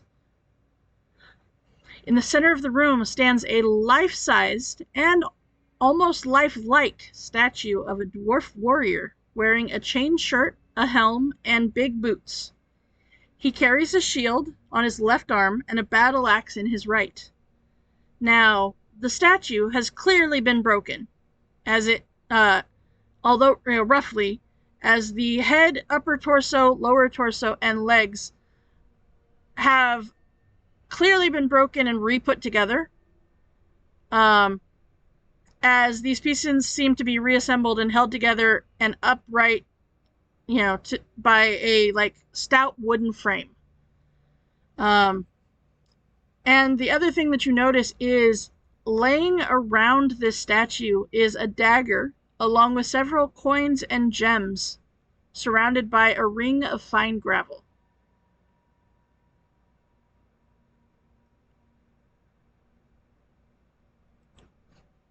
I'm gonna look to Andorian, Mm-hmm. because Andorian, you're a paladin, right? Zam.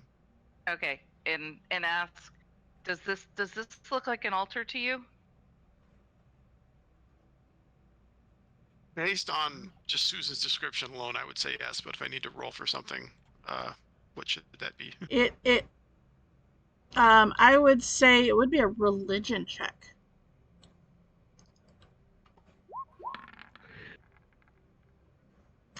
Yeah. So it looks as if it perhaps is some sort of altar. You look at it a little more, and you see that It is it's got an inscription on the frame that is holding it together. It is a very small but neat inscription. And it doesn't look as if it's an altar to a god or whatever, but perhaps a altar or a remembrance of someone or something. And you step forward and you see this this inscription: Petrified Iron Star ? Dwarf, found 1459 DR in Red Larch West Quarry in broken condition. And that is on the wooden frame that holds it together.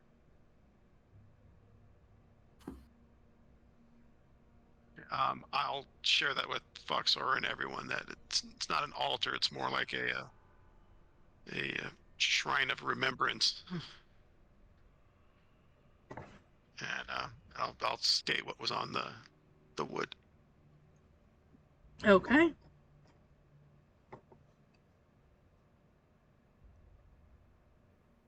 The relic. I look closer at that. I'm going to look closer to it and kind of it a little bit.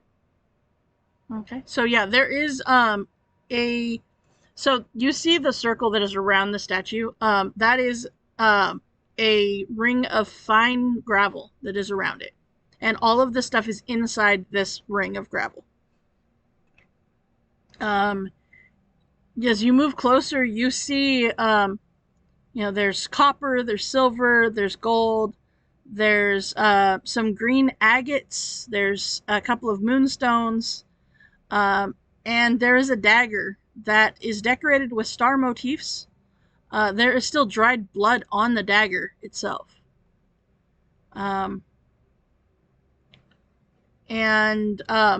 Yeah. What do you do? And is everybody coming in? I mean, I noticed that some of you are still outside of the room. I'm trying to get in there, but There you go. Cast Mage Hand and see if I can't start picking up some of that gold and silver. You can. Yeah. You pick it up. And like it is a it is not like it's stacked in specific denomination coins or whatever, but it is just like a collection of coins. And you see that and the gemstones and stuff are intermixed with it. Let's see here. Let's see. Moonshine, roll me a D100, followed by 3 D100s, and then 5 D100s. Oh, okay. 3 for the next round? 3 for the next one. And then 5 for the last one. Okay. Wow. All right. So you pick up, ironically, exactly what the module says is there in gold, which is 97 gold. You pick up 195 silver and 238 copper. There is still silver and copper left, but in this first sweep, before anybody really says or does anything about it, that is what you pick up. This might go a long ways towards our next shopping trip.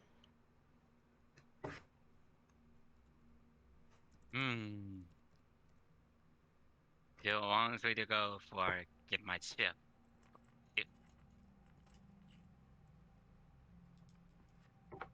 There was a moonstone on there too? There is 2 moonstones. A dagger. 2 very polished moonstones. Moonstones and a dagger that's also rather fancy but covered in blood, it looks like. And 6 small green agates.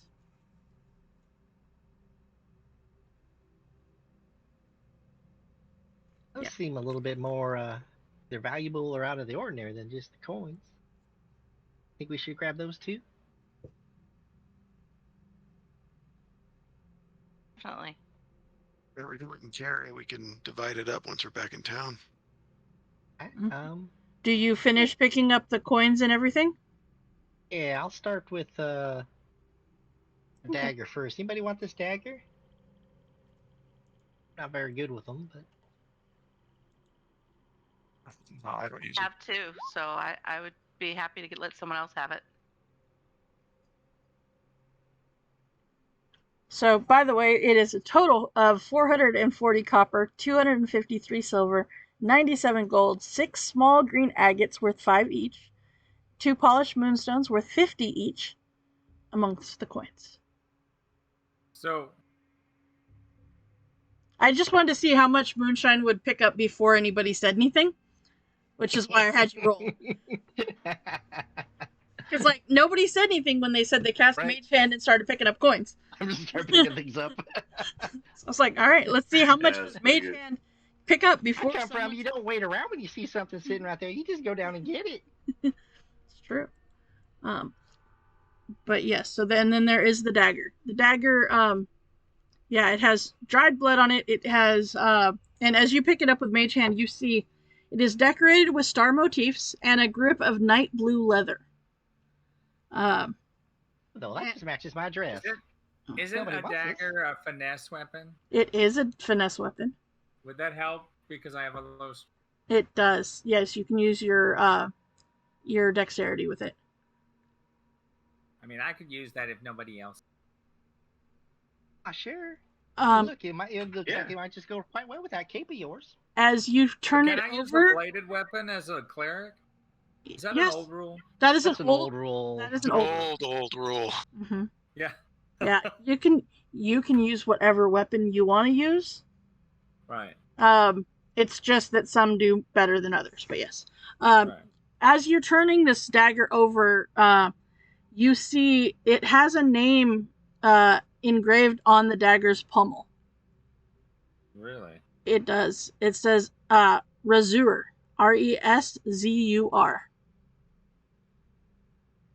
R-U-S-Z-U-R. Zur. Mm-hmm. Yep. Weird. Mm-hmm. Recognize that name? Do I recognize this? Give Looks me a like the name of history check. Okay, in history. won't Let's see turn what out. happens. Not today. No, I guess I did all right. No, actually, I did okay with that. It's not a name you recognize. But then again, there are people that engrave, their name onto weapons and stuff. So Sure. perhaps it might belong to someone with that name. I'll It's not a say minor god, though. Or I'll something. say No. Razur and then wave the dagger around. As you do, it gives off a faint cold glow, shedding dim light in a 10-foot radius. Ooh. It is a +1 dagger. Oh, very nice. Cool. Nice. hmm And it glows in the dark. Awesome. And it can glow in the dark. Yep. Like that's just perfect for you. Yeah, that's actually pretty perfect for me. Right? One, you can see in the dark, and two, you had a dagger. Mm-hmm. Pretty neat. Right? I was like, this is where they need to go. This is where they need to go. Yep. So you have a +1 dagger that is magic. It is extra magic, I should say. Yep. All right. Yeah, that's kind of cool. Mm-hmm. All right. So. Hey, Susan, Uh-huh. do I hear anything past this door? Hold on. I'm putting the dagger in real quick. Sorry. No, you're good. Szur. All right. Come on. Oh, you're putting it on there? Yeah, I am. Yep. Because I accidentally dropped one in there. Oh. There you go. And that is your... Well, I didn't accidentally. I dropped one in. That's okay. I got you. There you go. So... Yep. There you go. You're good to go. Cool. All right. So, behind that door, give me a perception check.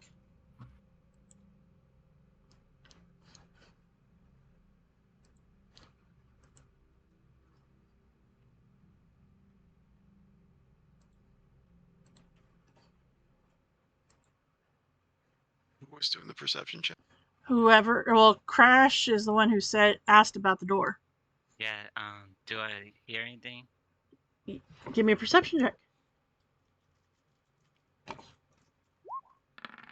Kitty. Nope.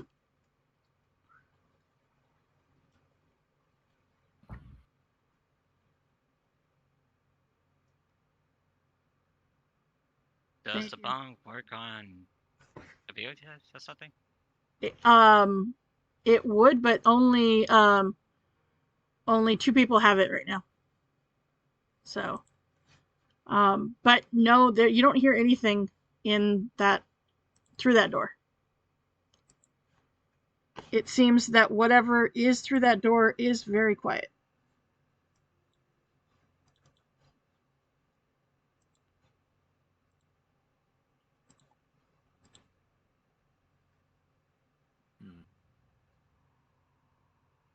Take a shot at that. You opening the door, or do you want to just perceive? Just listen. Yeah. Okay, go ahead and go for it.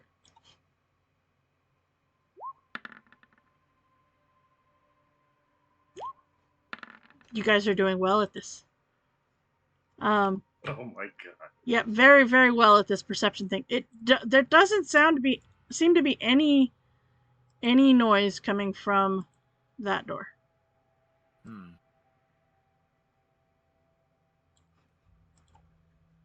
You do not hear anything there. Okay. You do so, and you see that it is a hallway, a passage about 10 foot wide. However, hold on, before you step in, you catch that there is someone waiting for you on the other side. As you see, an elderly man is right there. A small lantern hangs from a hook on the wall next to the door on the east end of the passage. Sitting on a wooden stool by the lantern is a balding, beardless old human man in patched and faded work trousers and a matching tunic. He seems to be idly whittling on a stick. And if anybody had rolled any better than single digits, you would have heard him in there whittling. Mm-hmm. And as you open the door, he stops and he throws himself to the floor, and he's like, please don't hurt me, please don't hurt me, please don't hurt me, please. What's on the other side of that door? It's the stones of the tomb. Please. Stones of the tomb. Stones of the tomb. The tomb of whom? It's from. It's there's some stones in there, and from time to time the great stones change position when no one's watching. That's how they talk to us. But please don't go in there. Don't move the stones, please. Hey, honey, you can just relax now. We're all friends here. I'm gonna flash my lip gloss as I'm walking up to him. Okay. Well, tell us a little bit about those stones. Why don't you want them moved?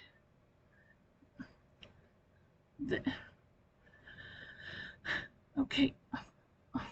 I mean,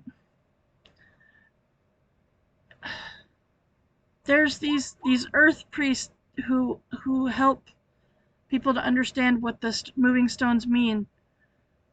And there's this guy named Larak, and he's even scarier than the earth cultist. They are. Larak. Larrakh.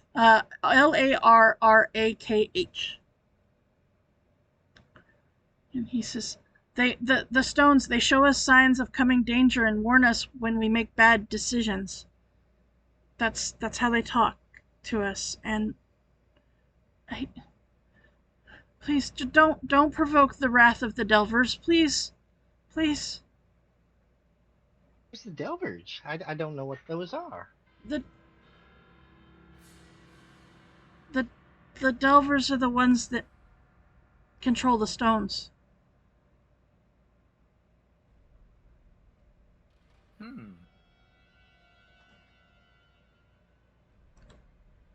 Wait, the music changed. It did. What music? I don't know what music you're talking about. Don't know what you're talking about. I don't hear any music. These Delvers people, what kind of stuff are they up to that they're using these stones? They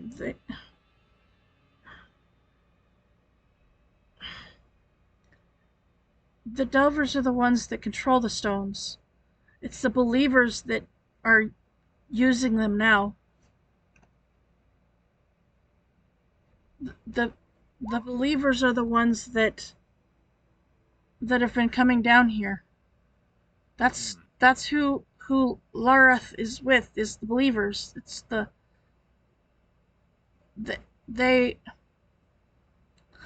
the ones that are involved, the Earth Priests.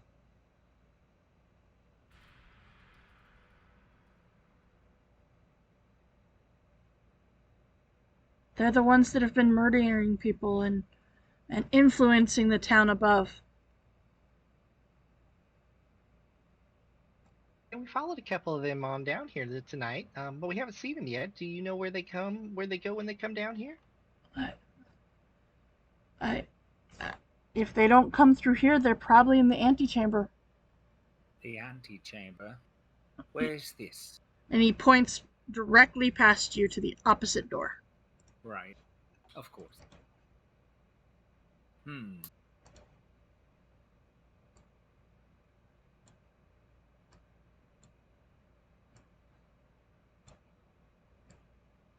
They're Is there any other ways out of here other than... They're probably in there. They're probably with Braylon. Braylon? Mm-hmm. Is that who we're looking for? No. You're not actually looking for anybody. You just followed these guys in here. Mysterious guys with masks. Yeah. But Braylon was put into the antechamber. And that's probably where they are. And, pardon me, who is Braylon? Well, Braylon is... and you see he stops. And he says he is but a child.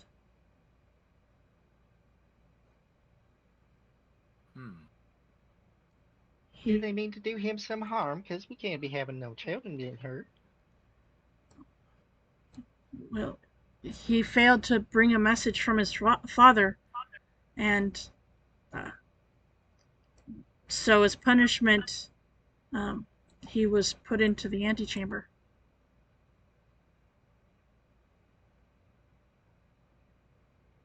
All he had to do was bring a message from his father down here. But he did not. Who is Braylon's father? Is he somebody important up in the town? I don't know.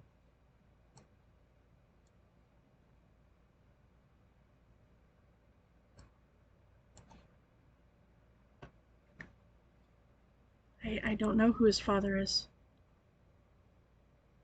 I just know that he was supposed to bring a message from his father, and he didn't, and so he was put into the antechamber as punishment.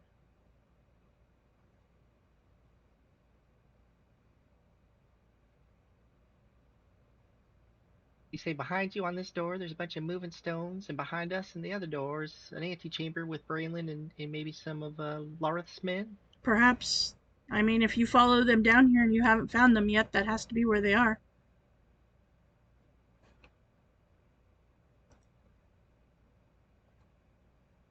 Haven't you just been just a wonderful help to us today? That wasn't so bad. Just don't go through this door. Don't disturb the stones, please.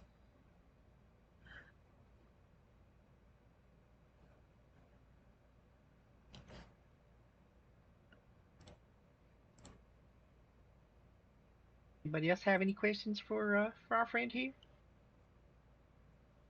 No, let's do not disturb the stone. That's all I've been hearing.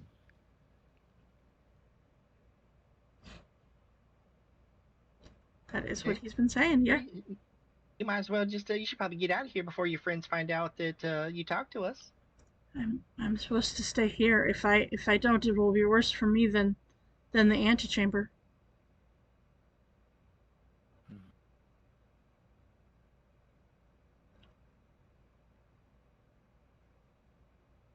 See it yourself. We can't guarantee we might just go through that door. I understand. But it is worse for me if I leave.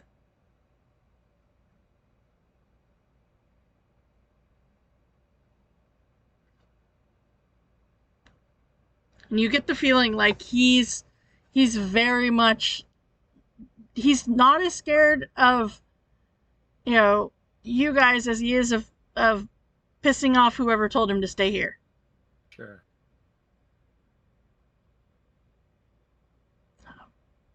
And the more that he talks, the more uncertain what exactly is happening in the antechamber with this kid you You get. should probably go check that out. I mean, you don't have to. You can leave if you like. We've gone too far in to just turn around. I mean, it's up to you. Yeah, there's It is up to you what you would like to do. And Jirion just goes on by. Nice. I say we just press on. So, which way are you gonna go? Which room are you gonna go to? He's telling you not to go to past him, and he's telling you the antechamber is over here. So, on the other side. So it is up to you. You've got antechamber over here, Okay. and you've got moving rocks over here. Right. So and he's telling you don't go disturb the moving rocks. I'm gonna say the moving rocks really, really sound like the better story, guys. I mean, think about it. Mythical rocks, they move, they control things. I mean, that sounds pretty interesting, doesn't it? Honestly, it is quite tempting.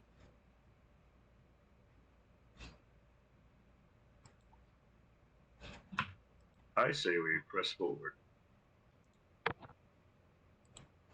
Susan? Uh-huh.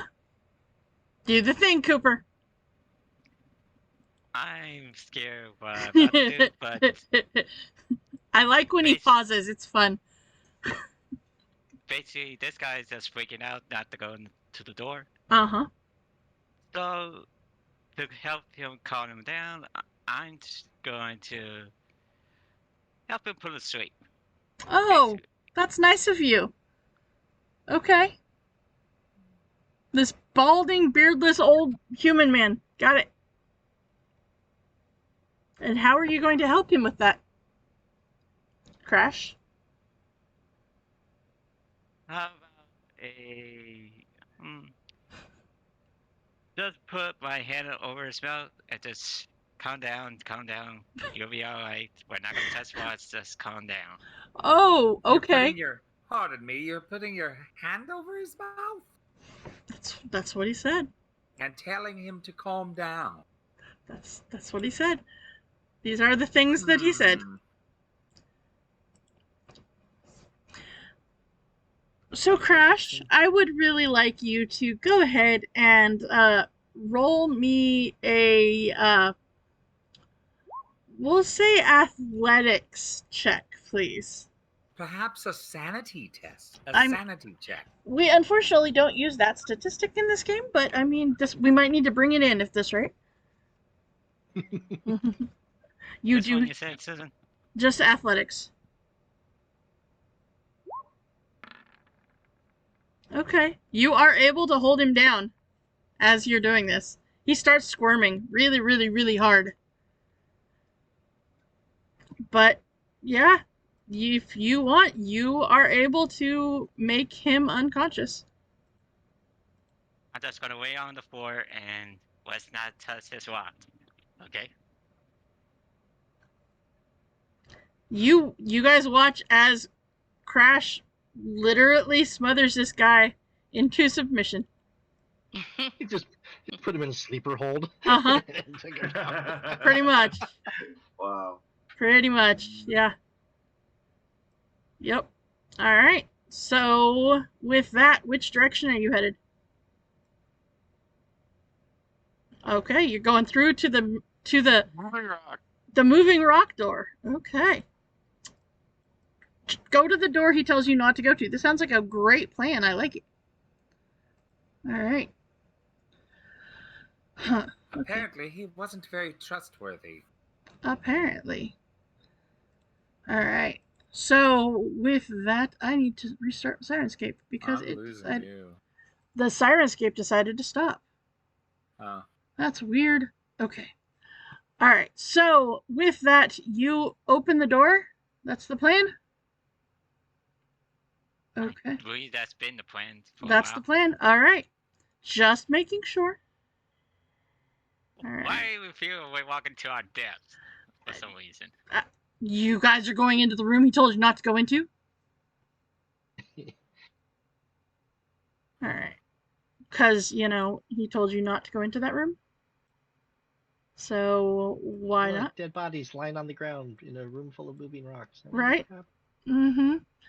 All right. So, you step into this room, and you immediately see that an enormous chamber with 20-foot high ceiling has been carved out of rock here.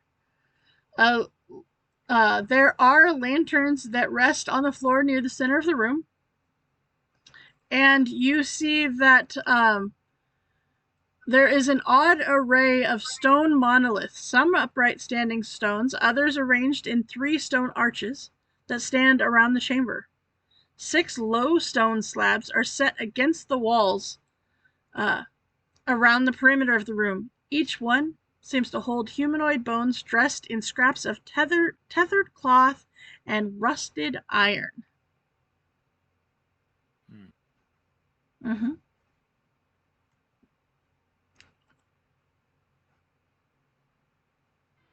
There we go. I got it to work. Haha. Okay, so with that, what you doing? Says nope and turns around. Exactly. These things corpses? They are bodies that are wrapped in scraps of tattered cloth and rusted iron. Mm-hmm. They are each one of them lay on a low stone slab set against the wall. I'll move over to about here. Okay. And I want to do Divine Sense again. Okay. I should be able to catch at least both of those. Okay. All right. Hold on. The stones moving, or are they? They are not at the moment moving, no. I'm looking to see if there is anything in that. You do not. You do not sense anything with divine sense. Nope.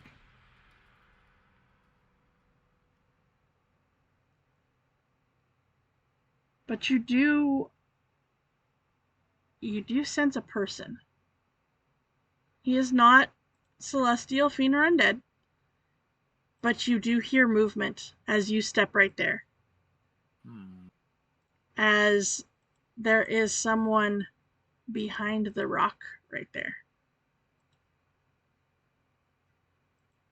And you also catch the sound of some others that are near this back corner. There's 2 others back there. And it is 2 of the people that you had seen before. As they seem to be like over here, so you hear them before you see them as they start to move. The stones don't move, but the people do. As you see, two.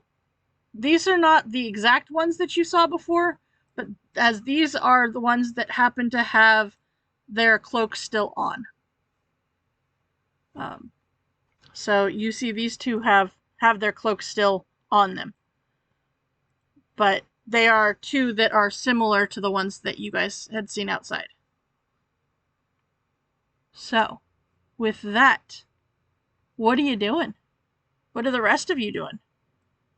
This room is lit. This guy is right here. He will step out to just be able to see all of you.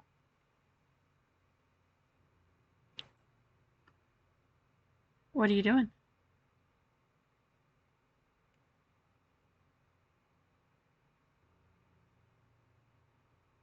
Rolling initiative. Okay. Yeah. I mean, Moonshine is noped on out, so she's gone. Now you just see a rock where I used to be. Oh no, the rock's back. Poof. Alright. Alright, well, just for reference, there is light in this room, so we don't have to worry about the two little green auras.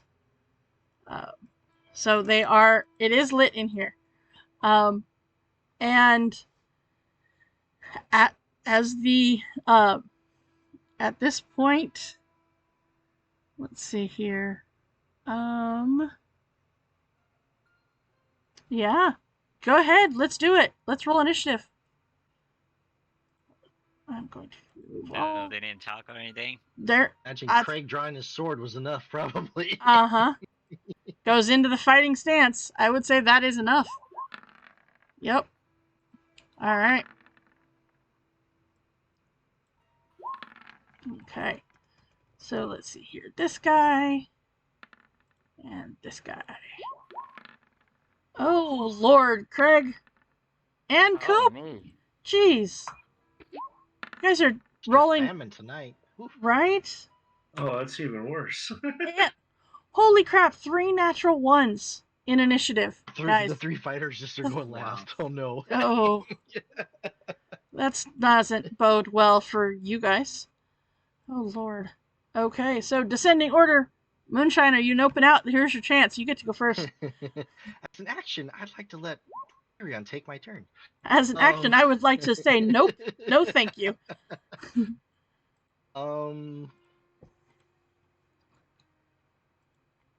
Have seen us? Have they done anything? They have seen you.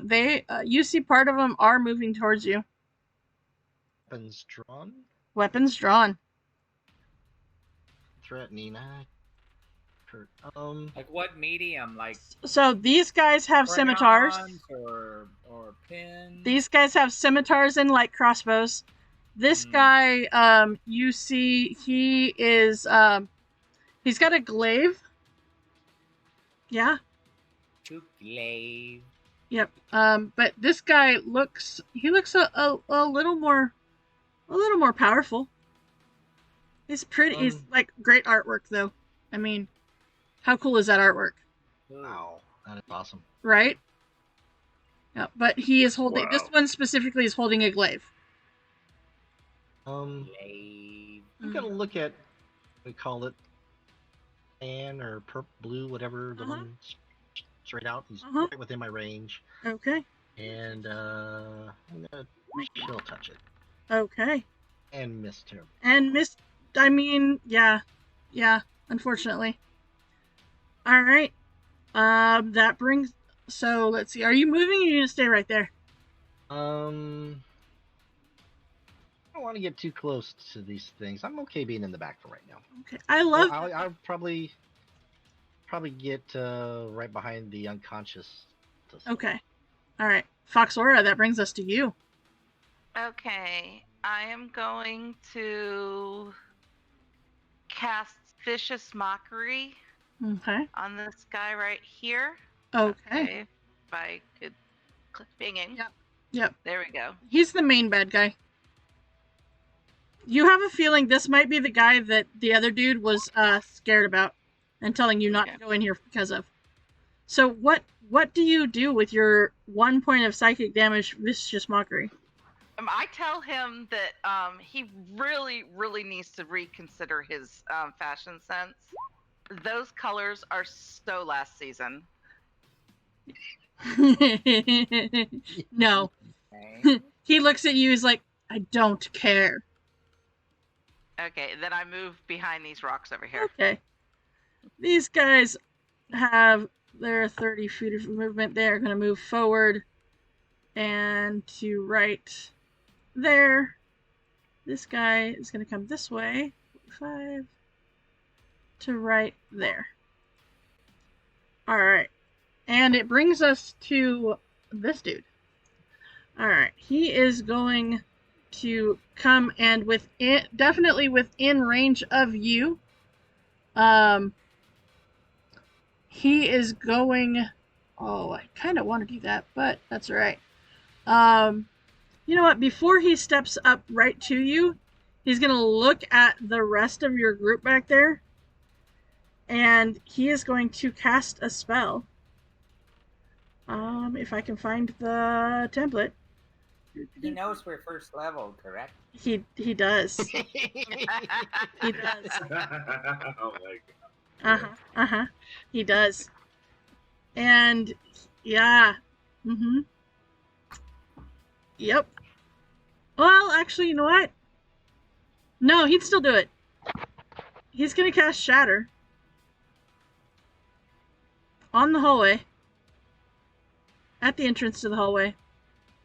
And he's actually gonna center it right there, trying to collapse the door so that you guys cannot get in.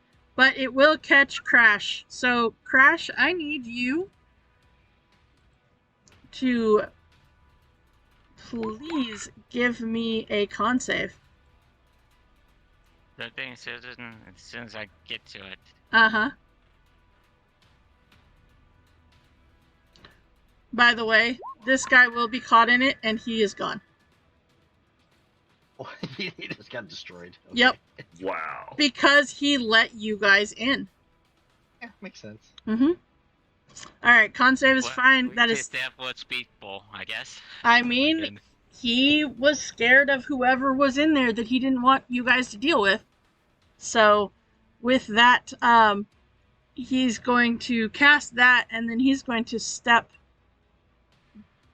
back there. Alright, Nuka. He tried to collapse the wall. It's a little collapsed, but you guys, it's still passable. Didn't do as much damage as he had hoped. All right. So I will move forward to here. Okay. And since more than 10 minutes have passed, I will do Emboldening Bond again. Okay. And who are you going to put it on this time?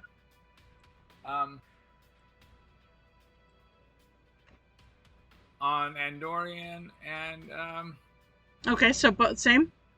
no, and Crash. Okay. Alright, so Andorian and Crash are going to have it this time. Okay. Right. Okay. I had to And figure then- out a token for that. Yeah, you should. Yeah. I have new ones, so I just gotta figure out.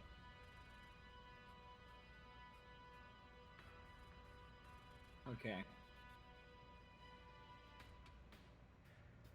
That's it. Okay. Well,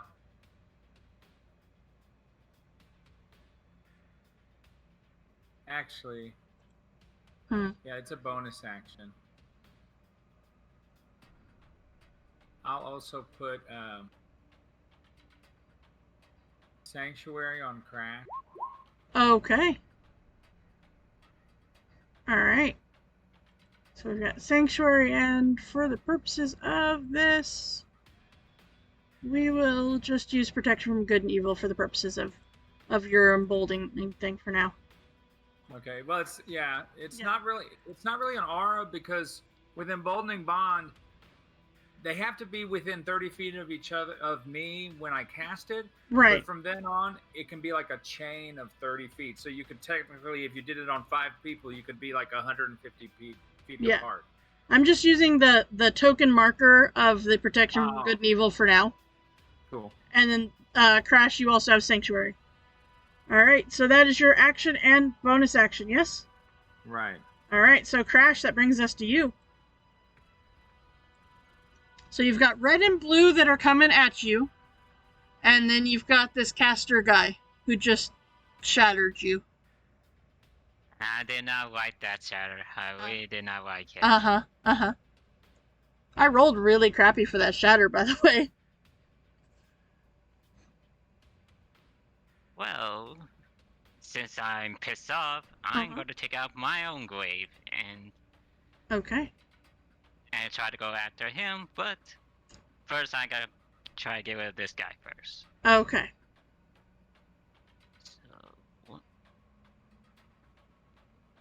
So I'm gonna move right here Uh-huh. and use my glaive to attack him. Okay. You notice that these guys don't have a whole lot of armor. They only have leather armor on. He has splint mail, by the way, just for reference. So these are not fully armored like those other guys were. Alright, so 17 is definitely going to hit. Oh, did you rage? Yeah, I said that ways. Sorry, I missed that. Alright, add some more things to your thing. Alright, so 8, 10 points of damage. This guy immediately goes from looking great to not so much, as he is now bloodied. But he's still up. So. Alright, anything else? That's it. Alright. Tuck. What you doing? I look over at Moonshine and go, I think they're belligerents attacking us. I have to investigate. And I'll just charge forward. Okay. Do your thing, honey.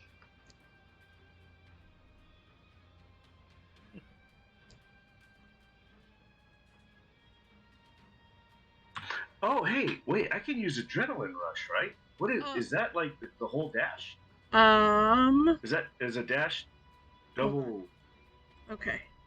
So that is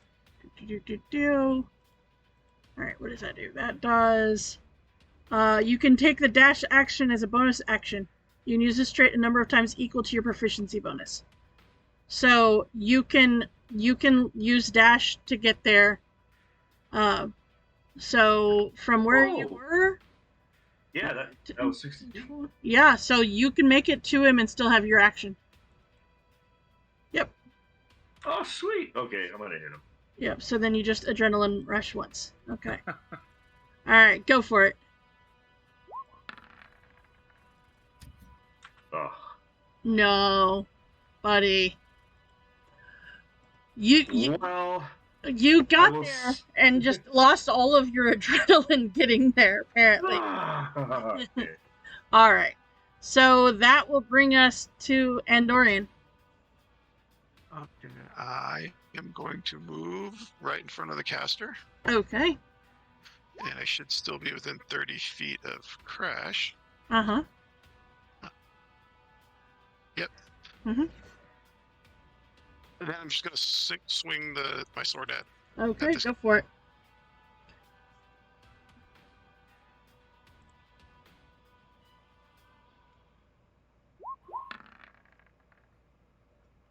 Oh.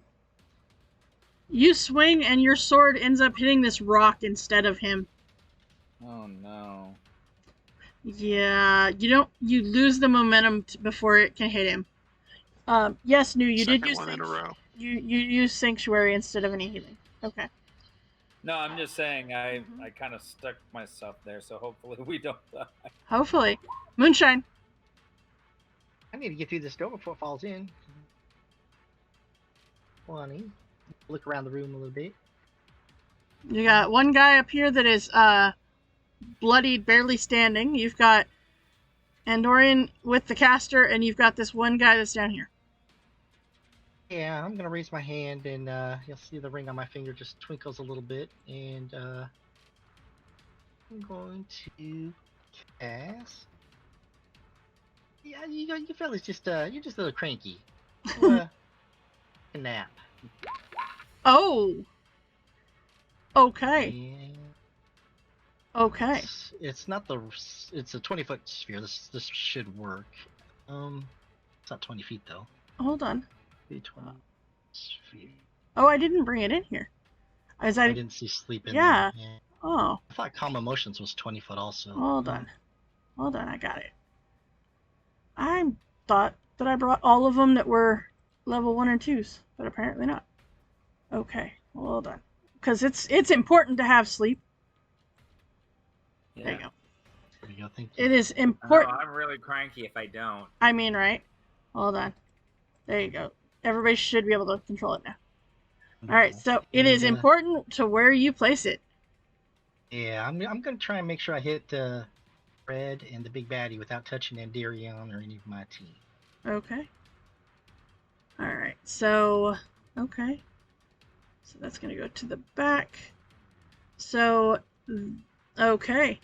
Immediately with that, Red is going to go to sleep. The other guy, however, does not. Yeah, I figured he might have too many points, but at least we put one to rest. Yep, one is asleep over here. All right. That was a good. That's one of those spells though. You gotta, place it well because you guys are low level. I know, right? Uh-huh. I put my own party to sleep. It's happened. All right, Foxora, you're hiding back there behind those rocks. What are you doing? Okay. I am going to pop out Uh-huh. to right here.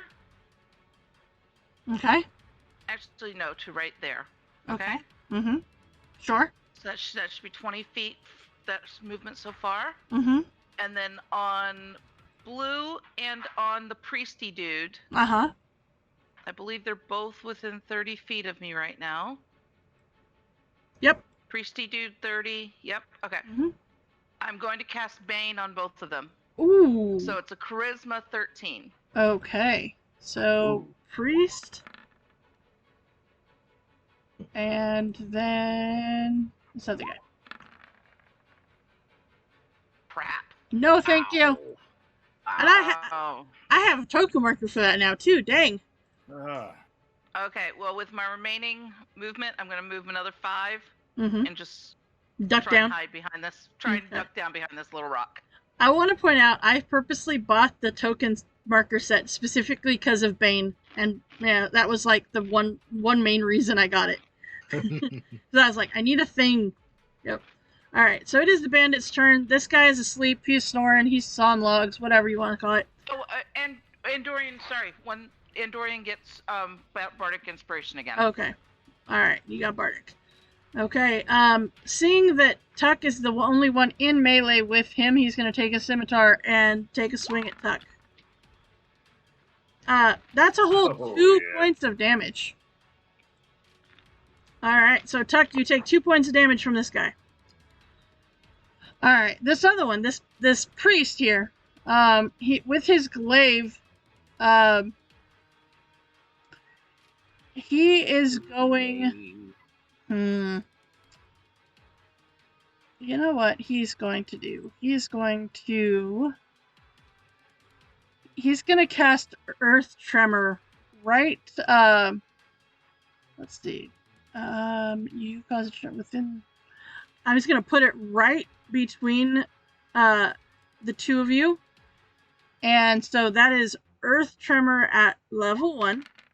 So I need Tuck and Andorian to give me a Dexterity save, please.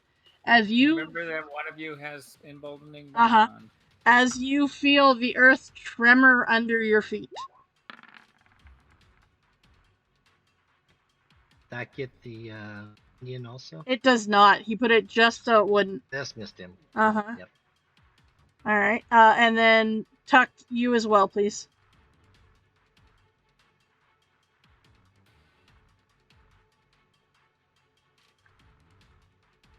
Did we lose Steve? What's that? Oh, I need a dex save from you, buddy. Okay. I was just trying to figure out. I'm changing my health, but my green bar doesn't go. I can see it changed. It changed You for just me. can't see your own. Yeah. apparently. Really? Yeah, it changed for me. Okay, dex saving throw? Yes, please. Oh my jeez. Come on. Come on. Come on, come on. Yay! Okay, so you're knocked prone, and you take 4 points of damage as you're knocked prone, as the earth literally shakes underneath you. And let's see here. So that was an action. Right there. Yeah. Yeah, that was an action. And yeah, that is all he can do. So new kit. Okay. I will move forward. Mm-hmm. Is this one not asleep? No, he is not. He is just very hurt. Okay. And I will poke at him. Okay. Ooh, yeah, that'll definitely hit him. And that is enough to get rid of him. Dagger is awesome. Uh-huh. Yeah. Uh-huh. Yeah, that dagger is pretty awesome. Yep. I mean, it is pretty awesome in itself, and then yeah. Uh-huh. Yeah, it's perfect for him. I mean, I think with the light and everything, right? Uh-huh. Yep. Exactly. And the best part is that it doesn't make noise when it hits or cuts something. Oh, yeah. Right. I forgot about that. Mm-hmm. Yeah. Yep. And I will move this way Okay. to... All right. So then, Crash, that brings us to you. Unless New has something else you want to do. Are you talking to me? Yeah, unless there's something else you want to do. I don't have any bonus act. I mean, I'm Okay. a cleric. I have very few bonus actions. Yeah, I'm just checking. Yeah, no. Okay. So then, Out of Crash. spells. Okay.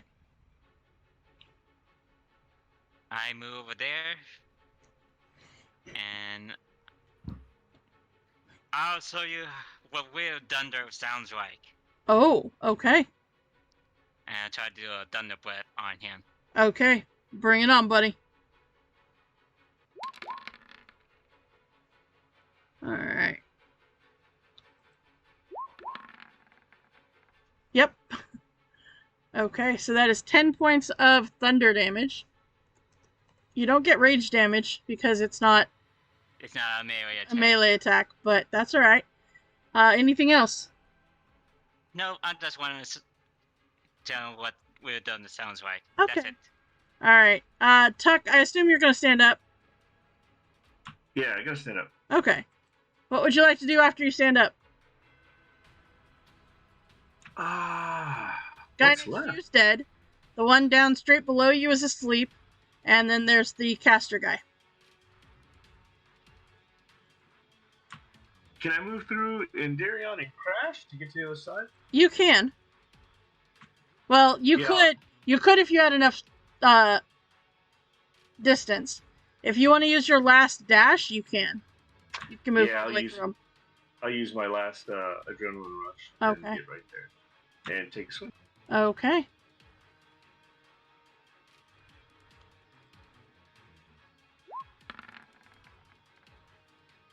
Oh, jeez. No. Oh, that's terrible, buddy. Alright, so Andorian, the three of you are now surrounding this guy. Same as before. Use the sword again. Okay. There you go. That will hit him. Alright. And it's still single-handed? Yeah, it's always going to be single-handed. I wasn't sure. So you have a shield up, is that what it is? Yep. Okay. Alright, Moonshine. You know, nobody wake Mister down there. 5, 10, 15. I'll look at this bad guy here that's been causing all sorts of trouble. Uh-huh. And if I can't, a little damage on him. Okay. As you do chill touch, he will, look at you and cast shield. touche, sir. I And I will move 5, 10, 15 behind these rocks. Yeah. forgot that I had that when Craig just hit me, or I would have done it then. It's like, damn it. Forgot. I never have a caster that actually has shield, so I forget. Alright. Seriously? Yeah. Hello, you know my complaint with the fact that the casters Yeah. don't have good spells. Right. Alright, Foxora, what are you doing? Okay, I'm gonna move to right here Okay. and cast Cure Wounds on Tuck. Okay. That is 9 points of healing to you, Tuck. Thank you very much. Okay. And then that'll be the end of my turn. Okay, this guy's still sleeping. So it brings us to the caster. Huh. Okay.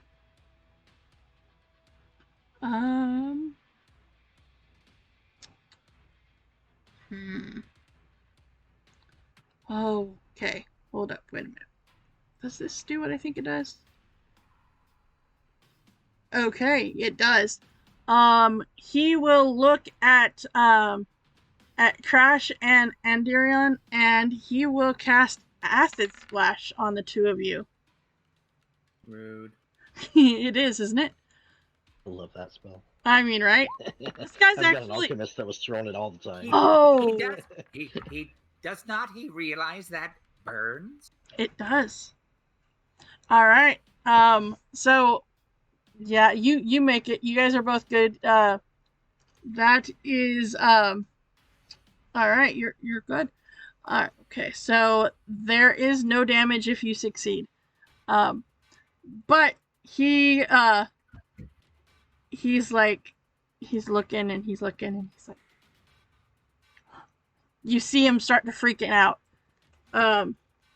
And he will actually give all three of you attacks of opportunity as he moves out of your melee range.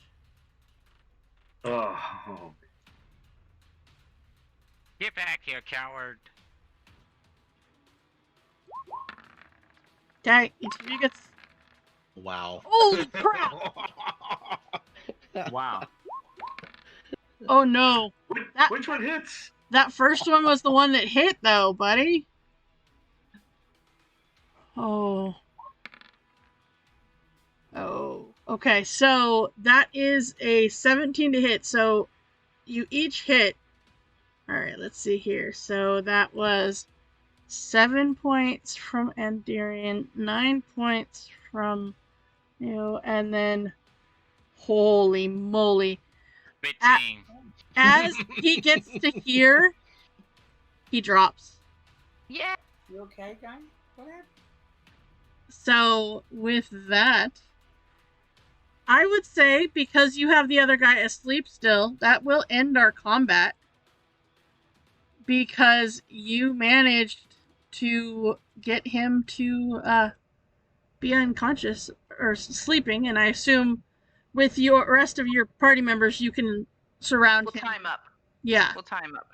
Yep. Be gentle. Just time up. Maybe he's got some information. Should question him first. Mm-hmm. Yeah, that's why I'm saying tie him up. That way we can do whatever we need to. I'll grab his weapons to make sure nothing. Okay. Go take a peek down this hallway. Make sure nobody's coming. You guys do your thing. What are you doing?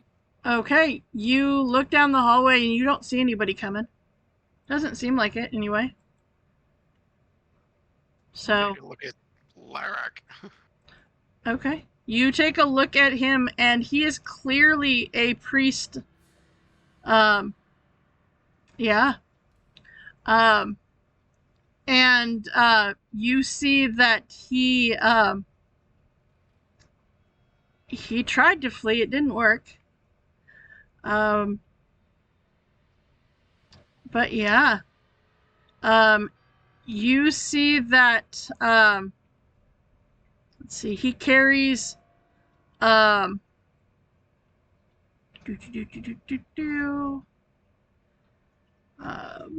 he carries his glaive, of course. Regular glaive. But Also on him are 4 Mirabar trade bars, each a foot-long spindle of iron, like 2 long 4-sided pyramids joined at the base. Now, everybody give me a history check, please. You will those history checks, huh?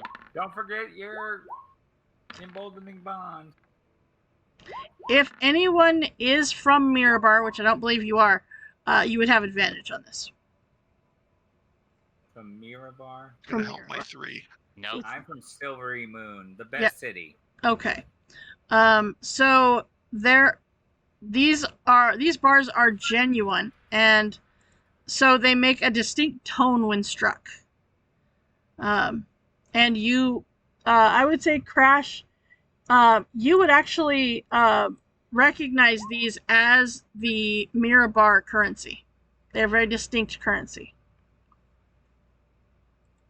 Okay, so they probably stole this. If Crash says anything, I would just speak up and say they probably stole this from the missing Mirabar of travelers. Was Mirabar delegation that was missing, right? Right. Mm-hmm. So they're the bandits? Maybe. Maybe not. There's no evidence that they are the bandits, but you have found that perhaps they might know the bandits, or they might have done it themselves. You are unclear at this point. Okay. Are you okay? Are you okay? All right. Okay. How's everyone doing in health? Is everybody full health? No, Hello, Crash White Peakish. I could use some water. Do you have any? still down. There was a water skin at the very beginning of this encounter, Right. and if you would have checked, it would have been full of water. Just saying. It was. In fact, it was. Crash is the only one that's hurt. I see that. I was gonna say I wasn't sure if we need to take a short rest, but with only one person down, I'm not sure that's I'm fine. I'm good. Okay. It is Yeah, our I wouldn't mind melee a short guy, rest. our- It might one give me our- some of my energy back. Unfortunately, I've only got one more spell slot, so I don't know if anyone else can do How it. many spells do you have? Me? Yeah. Level 2. I have a lot of spells, but not a lot of spell slots. Oh, I mean, how many spell slots? Yeah. I have 3 spell slots, Oh. Yeah.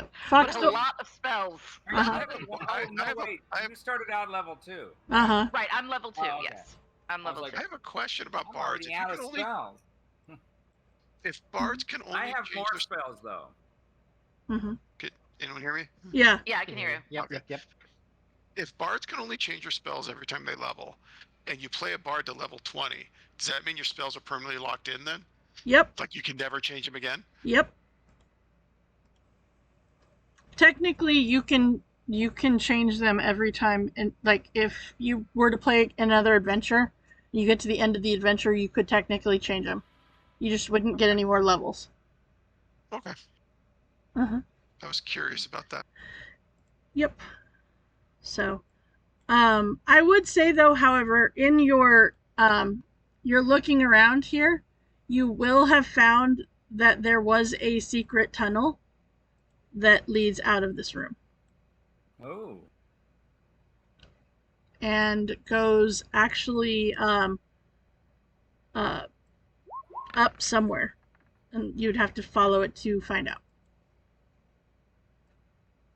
A little worried about that little that boy Braylon got being held. Yeah, I think we may want to go check on the boy. Okay.